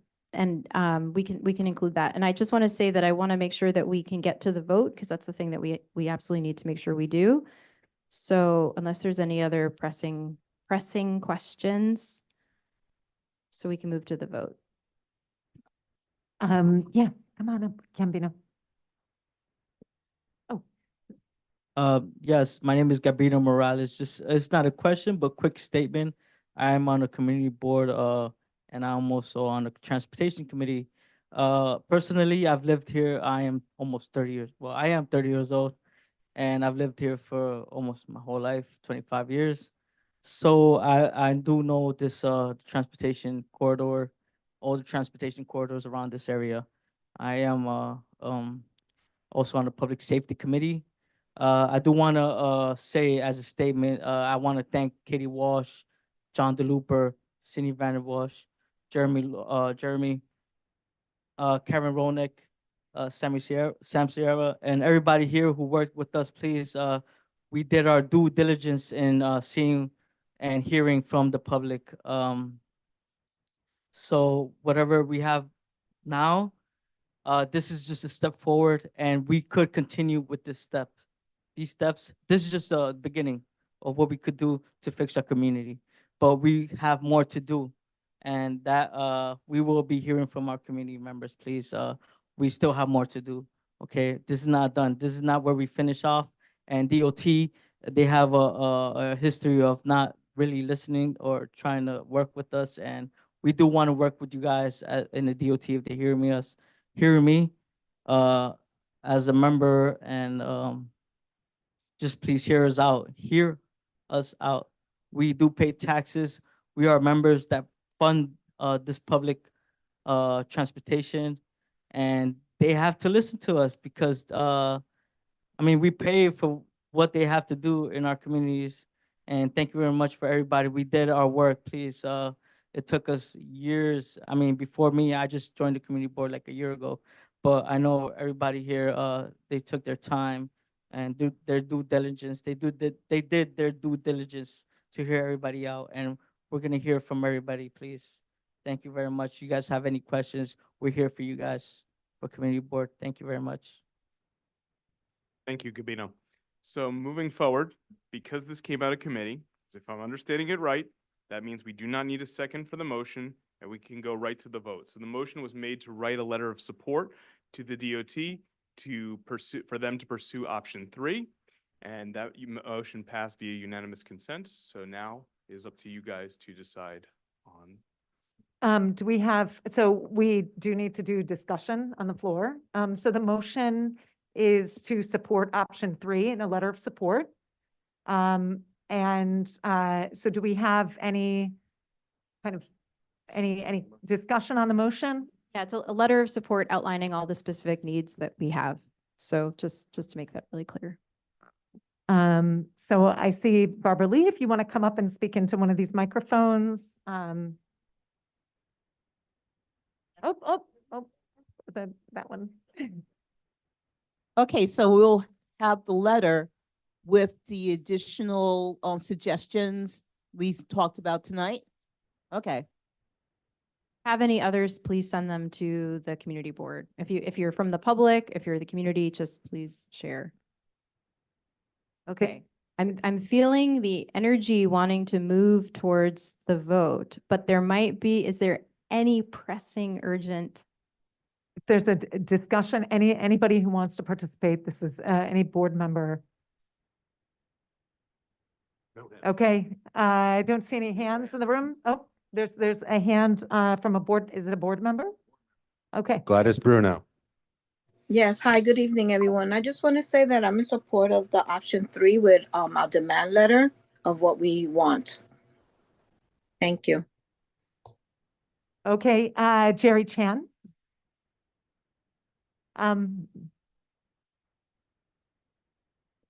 Same for me. I look at all 3 options. By the way, I'm Jerry, one of the what am I? The vice chair of public safety, and I'm very sleepy right now.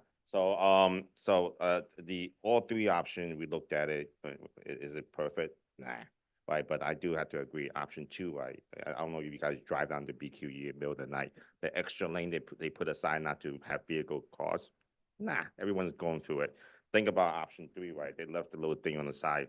People, some of you might think that, what about ambulance? What about fire truck? Right? Well, if there's a fire, how could you get through it?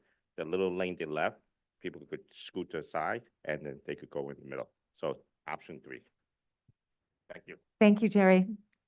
Do we have anyone else, any board member who'd like to participate in discussion? Okay, so we're going to move to a vote, and we will be doing this via roll call. Pardon? Oh, we could try by unanimous consent. Do we have any objections to a unanimous consent? Is there anyone? Please do a roll call. Thank you. Okay, all right, we're going to do a roll call vote. When I call your name, please give your vote. I will repeat your vote in case I get it wrong. If you are joining us via Zoom, please remember to unmute yourself before your vote and then mute yourself afterwards. Let's start with Grisel Amador. Thank you. Grisel Amador, yes. Damian Andrade. Damian Andrade, yes. Joan Body. Joan Body, yes. Gladys Bruno. Yes. Gladys Bruno, yes. Jerry Chan. Jerry Chan, yes. Esteban Chavez. Esteban Chavez, yes. Richard Codor. John DeLuper.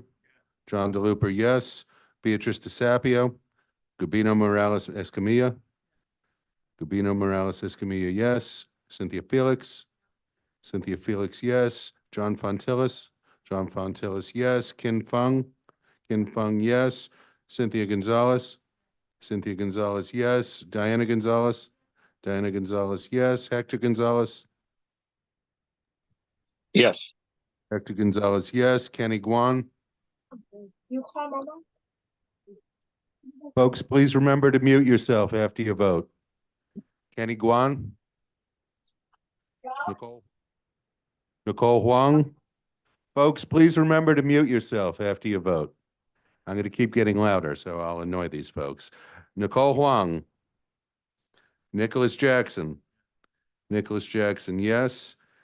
John Johnston. Jeremy Kaplan. Yes. Jeremy Kaplan, yes. Beverly Kleinman. Beverly Kleinman, yes. Wyco. Wyco. Barbara Lee. Barbara Lee, yes. Christina Lem. Christina Lem, yes. Angie Lau. Paul Mack. Antoinette Martinez. Marilyn Melman. Marilyn Melman, no. Rosie Moda. Rosie Moda, yes. Jamie Nelson. Yes. Jamie Nelson, yes. Julio Pena III. Karen Rolnick. Karen Rolnick, yes. Joanna Romero. Yes. Joanna Romero, yes. Patricia Ruiz. Yes. Patricia Ruiz, yes. Damaris Santiago. Damaris Santiago, yes. Sam Sierra. Sam Sierra, yes. Ryan Smith. Ryan Smith, yes. Kalina Sorma. Kalina Sorma, yes. Victor Swinton. Victor Swinton, yes. Cindy Vandenbosch. Yes. Cindy Vandenbosch, yes. Catherine Walsh. Catherine Walsh, yes. Cesar Zuniga. Yes. Cesar Zuniga, yes.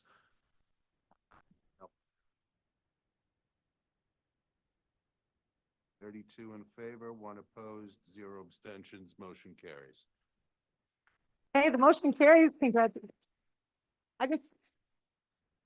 I want to echo, congratulate you guys for all your hard work. I mean, this has been so much work, so many community members. And Katie, your leadership, and John, the two of you have done just an amazing job shepherding this along, and it's going to make a big difference for people that live in our community, hopefully. So fingers crossed. Thanks so much.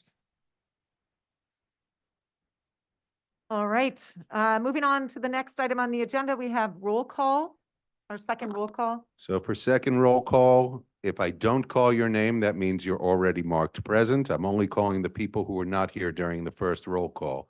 Again, if you were joining us by Zoom, please remember to unmute yourself, acknowledge your name, and then mute yourself again. Jerry Chan. Thank you. Richard Codor. Beatrice DeSapio. Nicole Huang. Nicholas Jackson. Thank you. John Johnston. Angie Lau. Antoinette Martinez. Julio Pena III. Patricia Ruiz. Here. That you don't count towards the quorum. Roll has been called. Okay, I'm going to table the chairperson's report, and we're going to move to the district manager's report.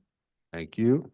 I just want to say, Katie, I love the line in your report that DOT is telling different users of the road where to go, because I often tell city agencies where they should go. Since our February 1st meeting, two of our board members have unfortunately resigned, Amel Afzal and Christina Das. I wasn't able to give my report in January, so I couldn't tell you then that our holiday gift drive was a success. We were able to supply more than 500 gifts to children, to local shelters. And we were also able to support the mothers in the domestic violence shelter as well. And thanks to Natasha, of course. The long-awaited 58th Street between First and Second sheltered bike lane is actually coming to the community. We've been waiting since 2018. This has been a big issue for John, I know. It's supposed to be installed this summer. Don't hold me to that. It will include a sheltered bike lane on 58th between First and Second. It will also widen the sidewalks and add two bus, what in 2018 they called bus pads. I forget what you just called it before. But that is supposed to happen this summer. EDC recently announced a $100 million investment for a climate innovation hub at the Brooklyn Army Terminal. That's part of the city's Green Economy Action Plan.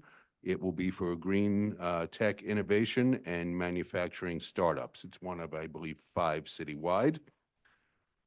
Work is also about to begin for the cleanup of the brownfield at Bush Terminal. That's the Steiner Studios campus.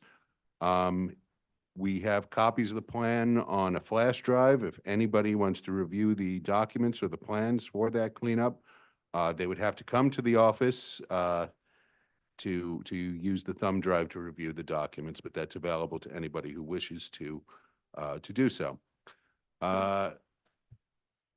SBA has physical disaster loans available for eligible residents of Brooklyn and every borough but the Bronx.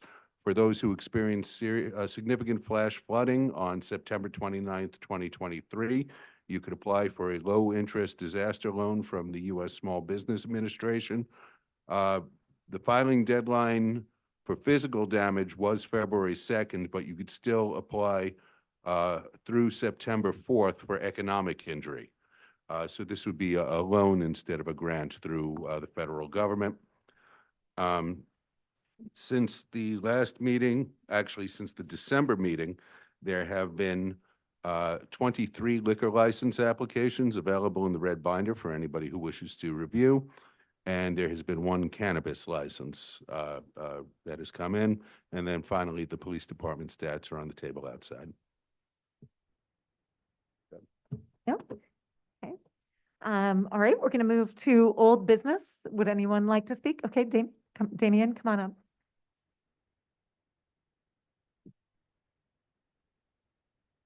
Oh, microphone. I gotta scream now. Okay, thank you guys. So I'm here to reintroduce my resolution because some people left. Anyways, so my resolution will be that Community Board 7 to draft a letter of support for a ceasefire and to have Dan Goldman to co-sponsor House Resolution 786 calling for immediate de-escalation and ceasefire in Israel and occupied Palestine.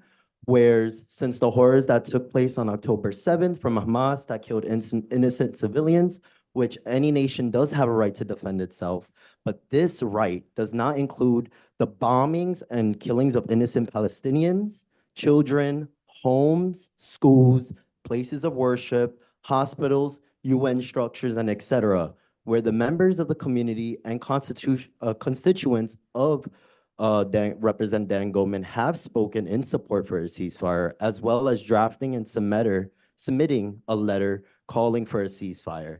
Let it be resolved that Community Board 7 calls for immediate ceasefire in Palestine and call on Congressman Dan Goldman to support House Resolution 786, supporting the same. If passed, this resolution will draft a letter of support with community members involved, and it will be sent to Representative Dan Goldman to support House Resolution 786. We could open that, right? Yeah, yeah, of course. Okay, so, yeah, so, if you can stay up here. Okay, and so do we have a second from the floor? Okay, Rosie, Please say her name. okay, sorry, Rosie, who- yeah, Rosie Mata? Moda, okay, Rosie Moda is the second. And, do we have such discussion on the motion? So are there, statements or questions that people have? Yeah, Karen Rolnick? I actually think we shouldn't be discussing this particular thing here because it's clearly not in our purview. I have been in this board when we have refused to discuss things that were happening on 17th Street. It's just not in our purview. Can I answer that? I think it's very in our purview because community members, specifically from Sunset Park, has spoken for a ceasefire. And we as a community board should be representing our community, not the other way around. Not because we want to promote our personal interests. This has came from New York 10 residents, specifically residents here in our CB7 district. So I think it would be hypocritical to not represent them as well. Thank you. So we have a community, which community board member online who? Jeremy Kaplan?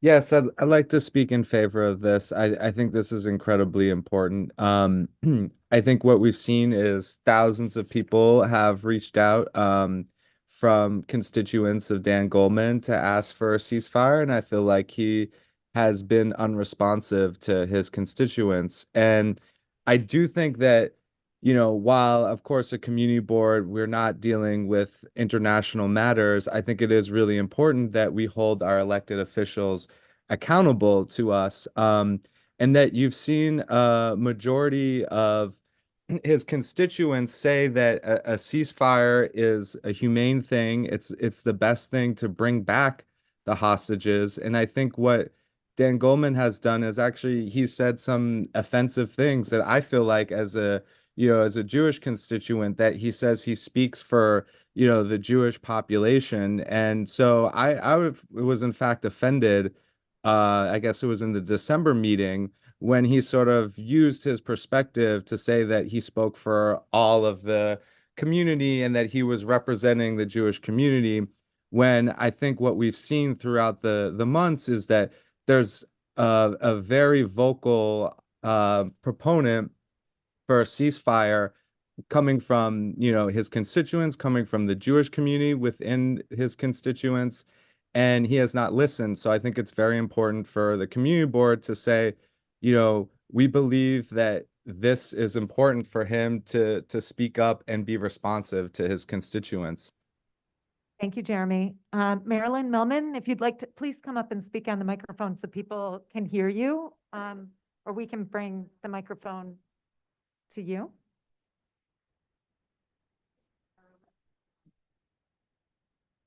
I don't agree with everything Dan Goldman does, but I do agree with him on this. And I'm a constituent, and he speaks for me. And I'm a proud Jewish American. And I think to have a ceasefire would be to give Hamas victory because they will only come back again. Thank you. Gambino Morales, if you'd like to.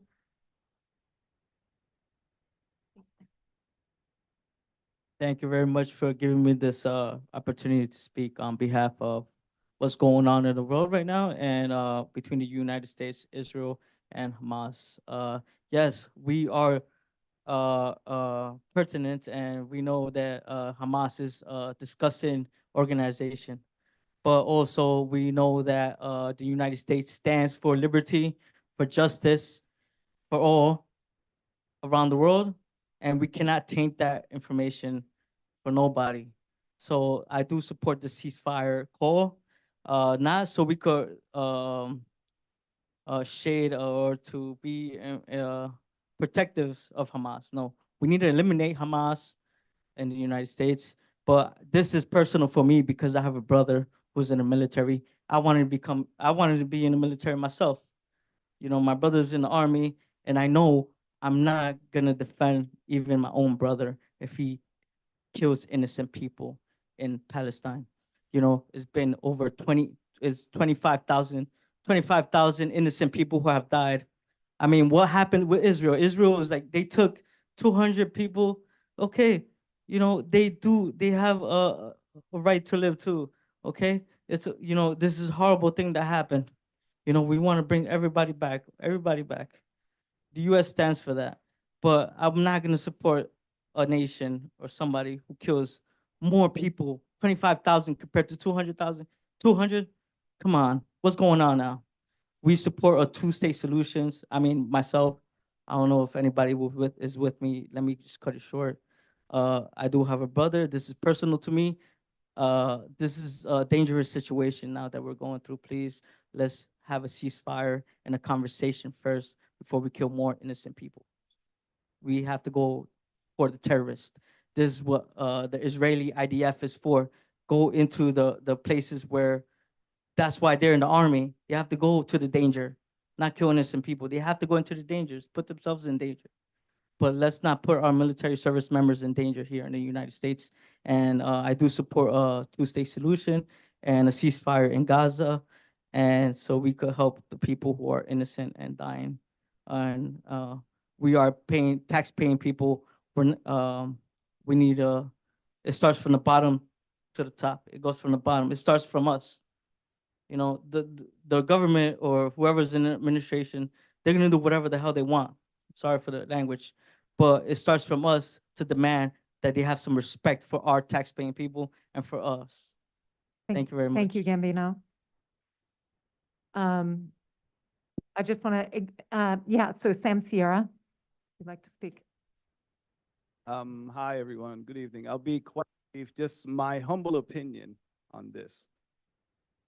Whether it's in our community, down the block, somebody's getting beat up, or whether halfway across the world, we have these mass killings, we have to rise against these things. So for us to stand here or sit here and say that something like this is not within our purview for discussion, I have concerns with that. The concerns I'll not share this evening because I'd like to get home eventually. We'd be here for a minute. But wherever this happens, we need to rise. That's all. Thank you so much. Do we have any other board members, either online? We do have someone online here, Pat Ruiz. Sorry. Actually, maybe Yeah. oh yeah. Excuse me. Is Pat allowed to speak? Yeah, we can hear you. Okay. I have more of a question, and I don't know if Jeremy is still in the room. I'm not going to give an opinion, because we're all not going to agree. But my question is, as a government agency, are we allowed to even do a letter in support or not in support? I'm curious about that because this is a very, very sensitive topic. And if we're going to support, we have to be very, very careful because everyone is human and everyone has their different opinions and it may get ugly. So my question again, as a government agency, can the community board participate in what is being asked? Yes, please answer, Jeremy. So this is one where the weakness of community boards plays out in our favor. We could vote on anything we want. Do we have, oh, yes. So, Rosie, would you like to speak? Mhm.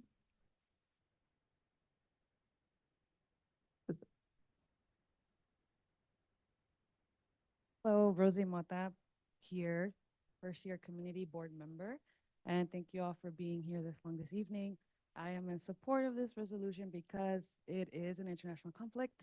We are in the city that's a beacon in the world, and it's important for us to give our voice. This is New York City. This is not Kansas. This is not Idaho. This is New York City. What we say really does matter. It doesn't matter if in Brooklyn or in the Bronx. Thank you. Victor Swinton.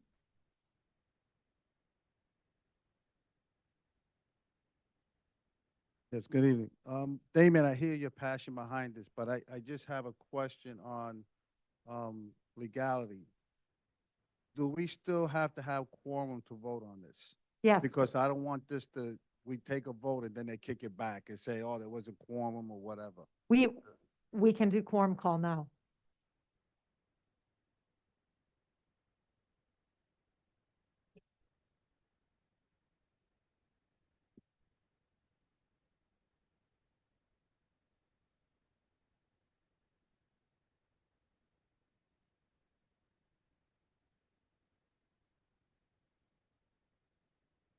Okay, when I call your name, please acknowledge.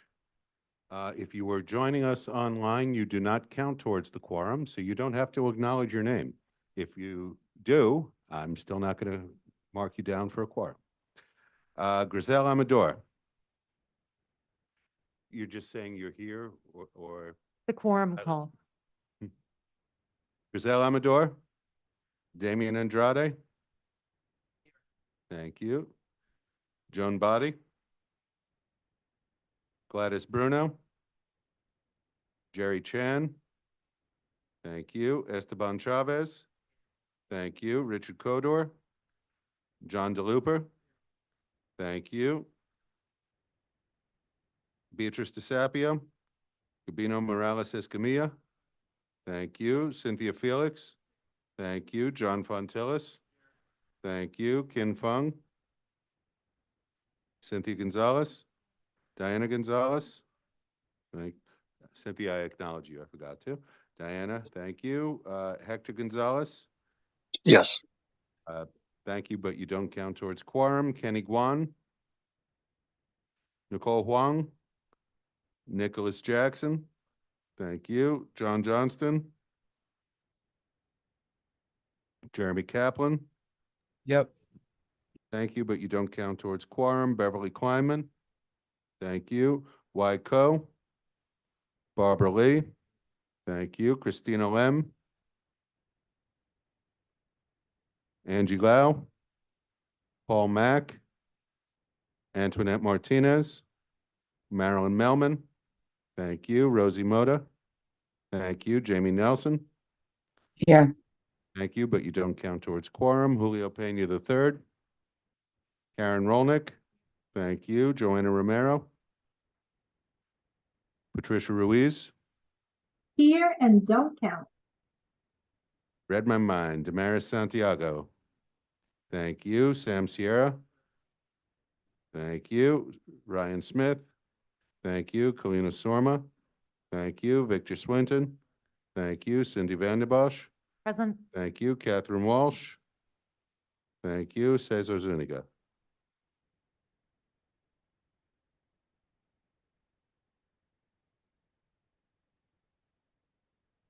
(22).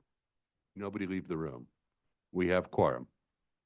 We have a board member, Jamie Nelson, whose hand is raised online. Thank you. Okay, I'm unmuted. First off, I want to say I do think it's beyond the scope of what the community board should be doing. If the community board is intending to write the letter, and if the community board does decide to do that, I do not believe that it should be written without also a letter condemning the war crimes and the sex-based violence that was committed against civilians by Hamas on October 7th. Hamas engaged in a pattern of gang rape, mutilation, and extreme brutality against women and girls of all ages, including children and the elderly. Any demand for a ceasefire should only be made in conjunction with a demand for the return of all the hostages and a condemnation of the gender-based war crimes that took place on that day. That's all I wanted to say. Amy, is that a friendly amendment? Would you like to Yeah. make a friendly amendment to add that to the letter? If that is a term of art to be used, then yes. Oh, it's an amendment?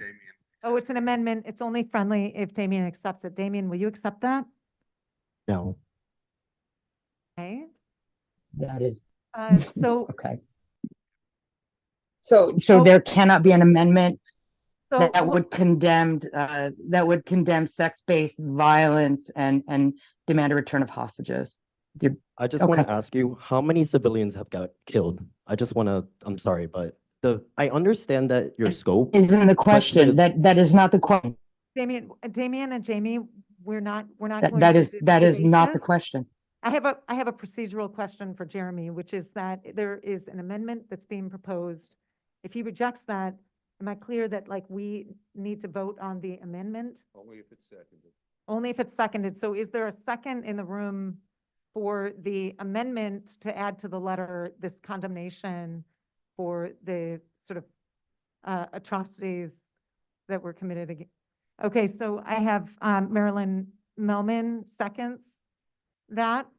And we'll do a roll call vote for the amendment to the letter that would, Jamie, can you say what you would like the language to be there? Sure. Sure. It would specifically condemn, let me just, it would specifically condemn the war crimes and sex-based violence committed against civilians by Hamas, the terrorist organization, on October 7th, in that they engaged in a pattern of gang rape, mutilation, and extreme brutality against women and girls of all ages, including children and the elderly. And the demand for the ceasefire should be made in conjunction with the demand for the return of all the hostages. Okay, all right, thank you. So that is the motion, and then we now go to a vote on that amendment, right? Just on the amendment. So this is not for the letter of support. So it is for the amendment. And then I have a question, if we do not make quorum in this vote, what happens? I think we just may have lost someone. So should we do another quorum call? Okay, quorum.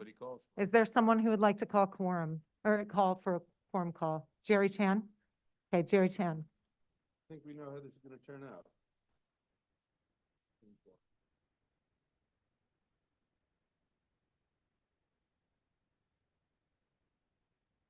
Same rules as before. Griselle Amador. Damian Andrade. Thank you. Joan Body. Gladys Bruno. Jerry Chan. Thank you. Esteban Chavez. Thank you. Richard Codor. John DeLuper. Thank you. Beatrice DeSapio. Rubina Morales Escamilla. Thank you. Cynthia Felix. John Fontillis. Thank you. Kin Fung. Cynthia Gonzalez. Thank you. Diana Gonzalez. Thank you. Hector Gonzalez. Kenny Guan. Nicole Huang. Nicholas Jackson. Thank you. John Johnston. Jeremy Kaplan. Yeah. Thank you, but you don't count towards quorum. Beverly Kleiman. Thank you. Wyco. Barbara Lee. Thank you. Christina Lem. Angie Lau. Paul Mack. Antoinette Martinez. Marilyn Melman. Thank you. Rosie Moda. Thank you. Jamie Nelson.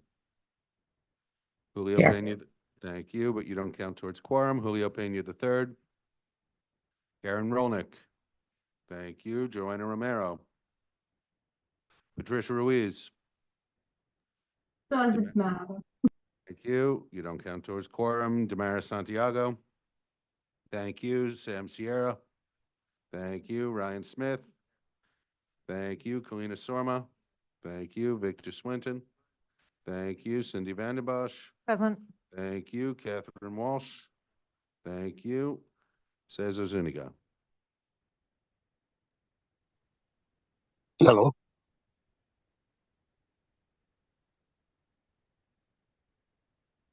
One, we do not have quorum. Hello. We cannot vote on the amendment. We nor can can't vote on conduct the- any official business. Okay, okay.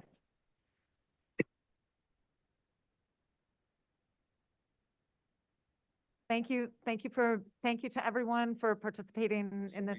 We did ask this woman to wait until the second public. Yes, okay, so we have, we still, for old business, there's another announcement. Can I make an announcement? We can move through the rest of this. So We're not. nothing that is official business. We can't vote on anything. Okay, so there's no, one thing I'd just like to make an update to an announcement that was made earlier. The Borough President's Office let us know that Monia Yu said that 5 p.m. was actually the deadline today, the extended deadline, so we are now past that deadline for community board applications. So just an update there within the context of old business. Now,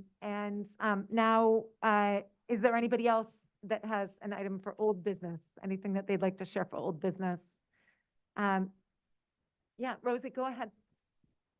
Oh, hold on, we need the microphone so everyone can hear at home. Or if you'd like to come up. Or Jeremy is coming around with the microphone. I want to inquire about tabling the resolution for the next meeting. Is that like a point of order? So we're not allowed to conduct official kind of decision. We can't conduct a vote when we don't have the quorum. So it can be, presumably brought to a future meeting. And Jeremy, I don't know if there's any clarification you'd like to make on that front, but yeah, it can be brought up again. Amendments can be brought up again. Any vote can be brought to the floor. So thank you. Is there anybody else? Old business? Yeah, Gambino Morales.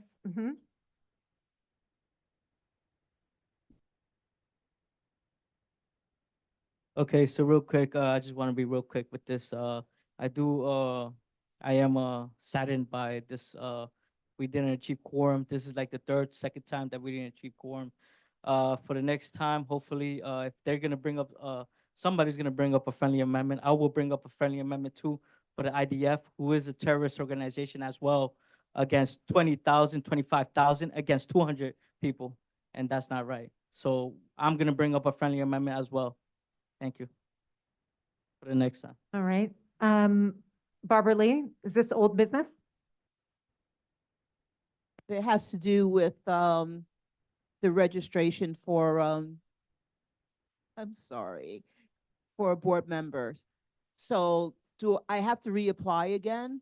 Does it mean for people who have to reapply or new It's for people whose term would be up this year that they would have had to have applied by 5 p.m. today. Oh. You can contact, Mon Yakyu is here. I don't know. Yeah, if you'd like to quick clarify. If your term is up, you should have received a notification from our office. So if you didn't receive that notification, then you probably still have another extra year, but I can always double check for you. Yes. Okay, we're gonna move to, Jerry, and this is the last one, then we're gonna move to new business. Old business, right? Last time we tried to get DOT out here to talk about the open street, restaurant.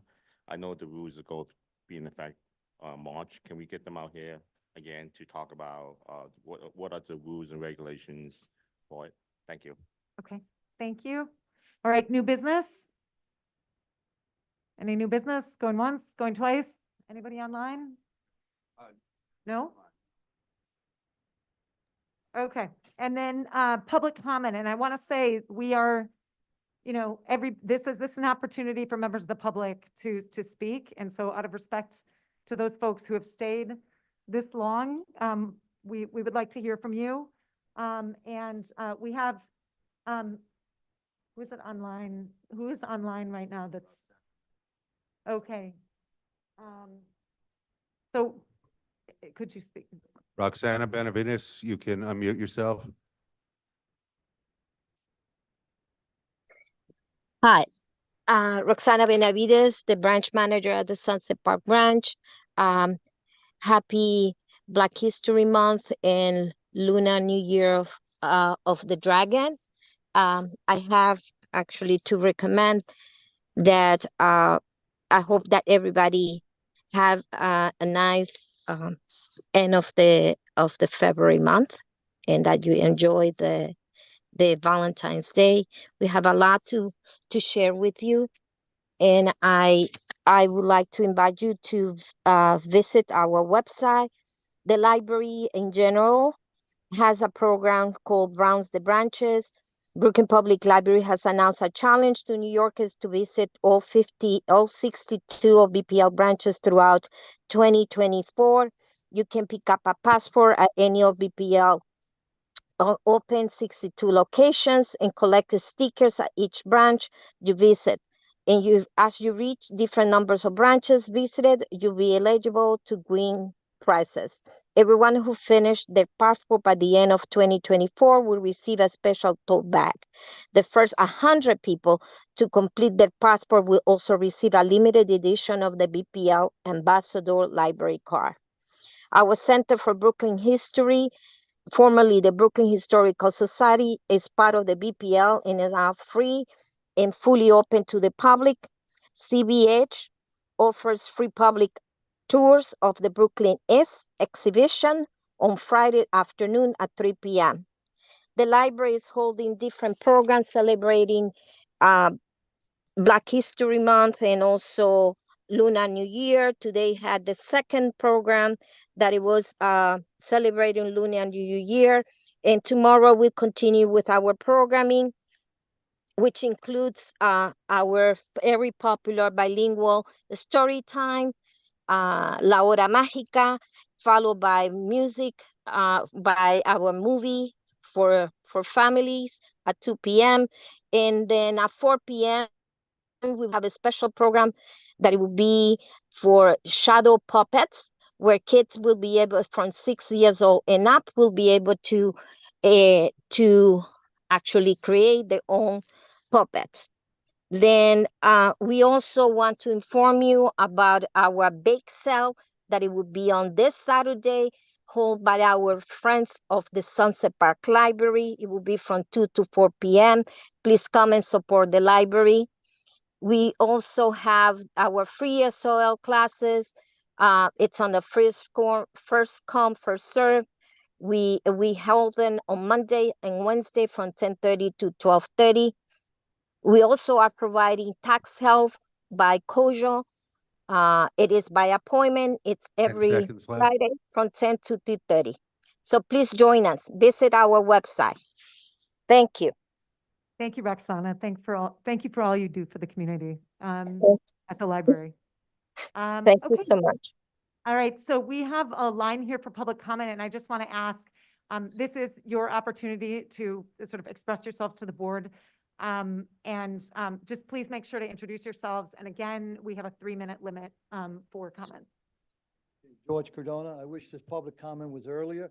First of all, Kathy mentioned 87 incidents. That's 87 too many. Regarding benches, I'm on 3rd Avenue and 61st. A few years ago, I put a bench in front of my place for the bus. I had bums and drug addicts on it. I got rid of it. Nobody better put a bench in front of my place because I'm going to explode. Again, I had the bums there and I had the lowlifes. Back in October of 2021, I had sent an email to the board, and it was regarding Popular Bank. They received $20 million for public funding and so forth. My questions were, what local nonprofits did they make donations to? Are they planning to use any of the funds in our community? They did not. They claimed to be a community bank. This is what I wrote at that time, but their fees went up. A lot of businesses left. I have not seen them in any community events. So I need people from the community board, even people from here, say, hey, you got 20 million. What are you doing for this community with that? We could use some of those fundings for the pollution issue. We can use it for the lighting. And somebody mentioned garbage cans and have them contribute.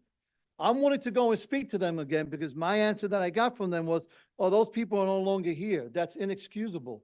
And I think people from the community board and everybody here should go there and say, hey, you got to put some of that money in here. Again, for the lighting, for the garbage cans and the pollution. I don't know the gentleman who brought up pollution, but I thought it was a great point. I don't know Damien too well, but he brought up lighting, and there should be funding for these things. and we should follow up on that, and I'm willing to go with you guys to talk to them. Thank you for your time. Thank And you. hopefully next time, the public comments can be a little earlier, because too many people have left.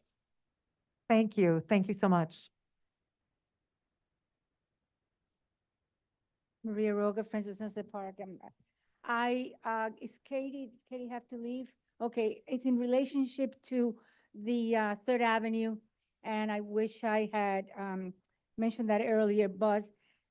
Has there, in the process of doing the redesign and then later where the money's gonna come from for the extras that they claim there's no money to do right now, but just paint?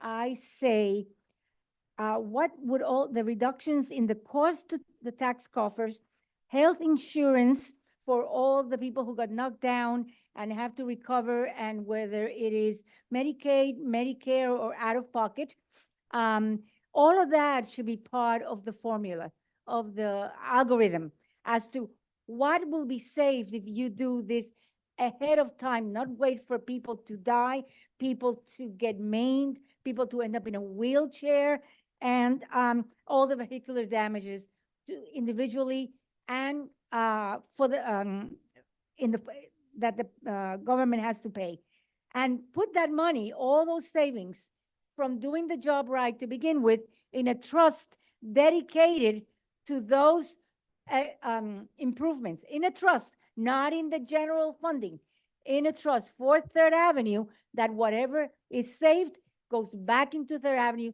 to finish the job the way we've all expressed here tonight that it should be done. Thank you, Maria. We have someone online, Diane Johnson. Diane, you could unmute yourself. Okay, how do I mute? Okay, We could hear you. Okay, very good. Okay, well, thank you for all the good work of the community board. And I have to say, having grown up in Brooklyn my entire life, and Third Avenue, from the time my grandparents lived on 56th Street between 4th and 5th, Third Avenue was a no man's land. And it's thus been so in my lifetime. And to think of it actually becoming a safe, pedestrian, and possibly bicyclist safe thoroughfare would be wonderful, would really be wonderful. And we are here in Windsor Terrace fighting for something that's as important to us as your issue. There's a proposed 2 13-story high rises being proposed on Prospect Avenue, which is also a conduit, interestingly enough, onto the Prospect, which is only going to lead to more traffic.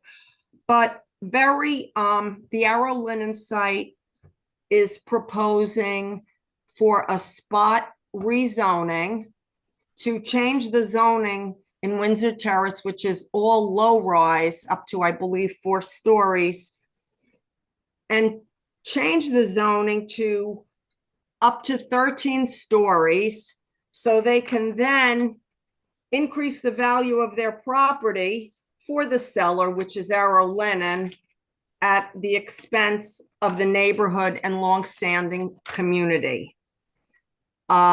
I think that this issue will be heard hopefully at the community board at a future date, but we here in Windsor Terrace do not support it. We have the Arrow Action, which is fighting this proposal, and we are very, very grateful for the platform of the community board and that our elected officials are listening to their constituents on this very important issue. Thank you for your time. Diane, thank you for voicing your concern. Thank you. Okay, next up, please introduce yourself. My name is Catherine, Department of Sanitation. I have a very short announcement because I'm sure everyone wants to go home. March 1st, that's coming up, all businesses of any size must set out waste in a bin with a secure lid. March 1st, all businesses. I'm gonna repeat again. All businesses of any size must set out waste in a bin with a secure lid so that it's trash, food, soiled paper must be in a labeled bin with a secure lid when set out for curbside pickup, and that is 8 p.m. or 1 hour before closing. That's my announcement. Thank you, everyone. Have a good Thank night. you.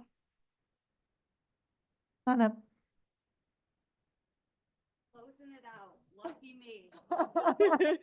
Hi, everybody. My name is Alyssa Haddad Chin. I am the company and community manager at Target Margin Theater. We are over on 52nd Street between 3rd Avenue and 2nd Avenue. Couple of things. Happy Black History Month. Happy Lunar New Year. We have our spring production up. We just started previews, and to celebrate, we're doing a special discount code for our neighbors right here in Sunset Park.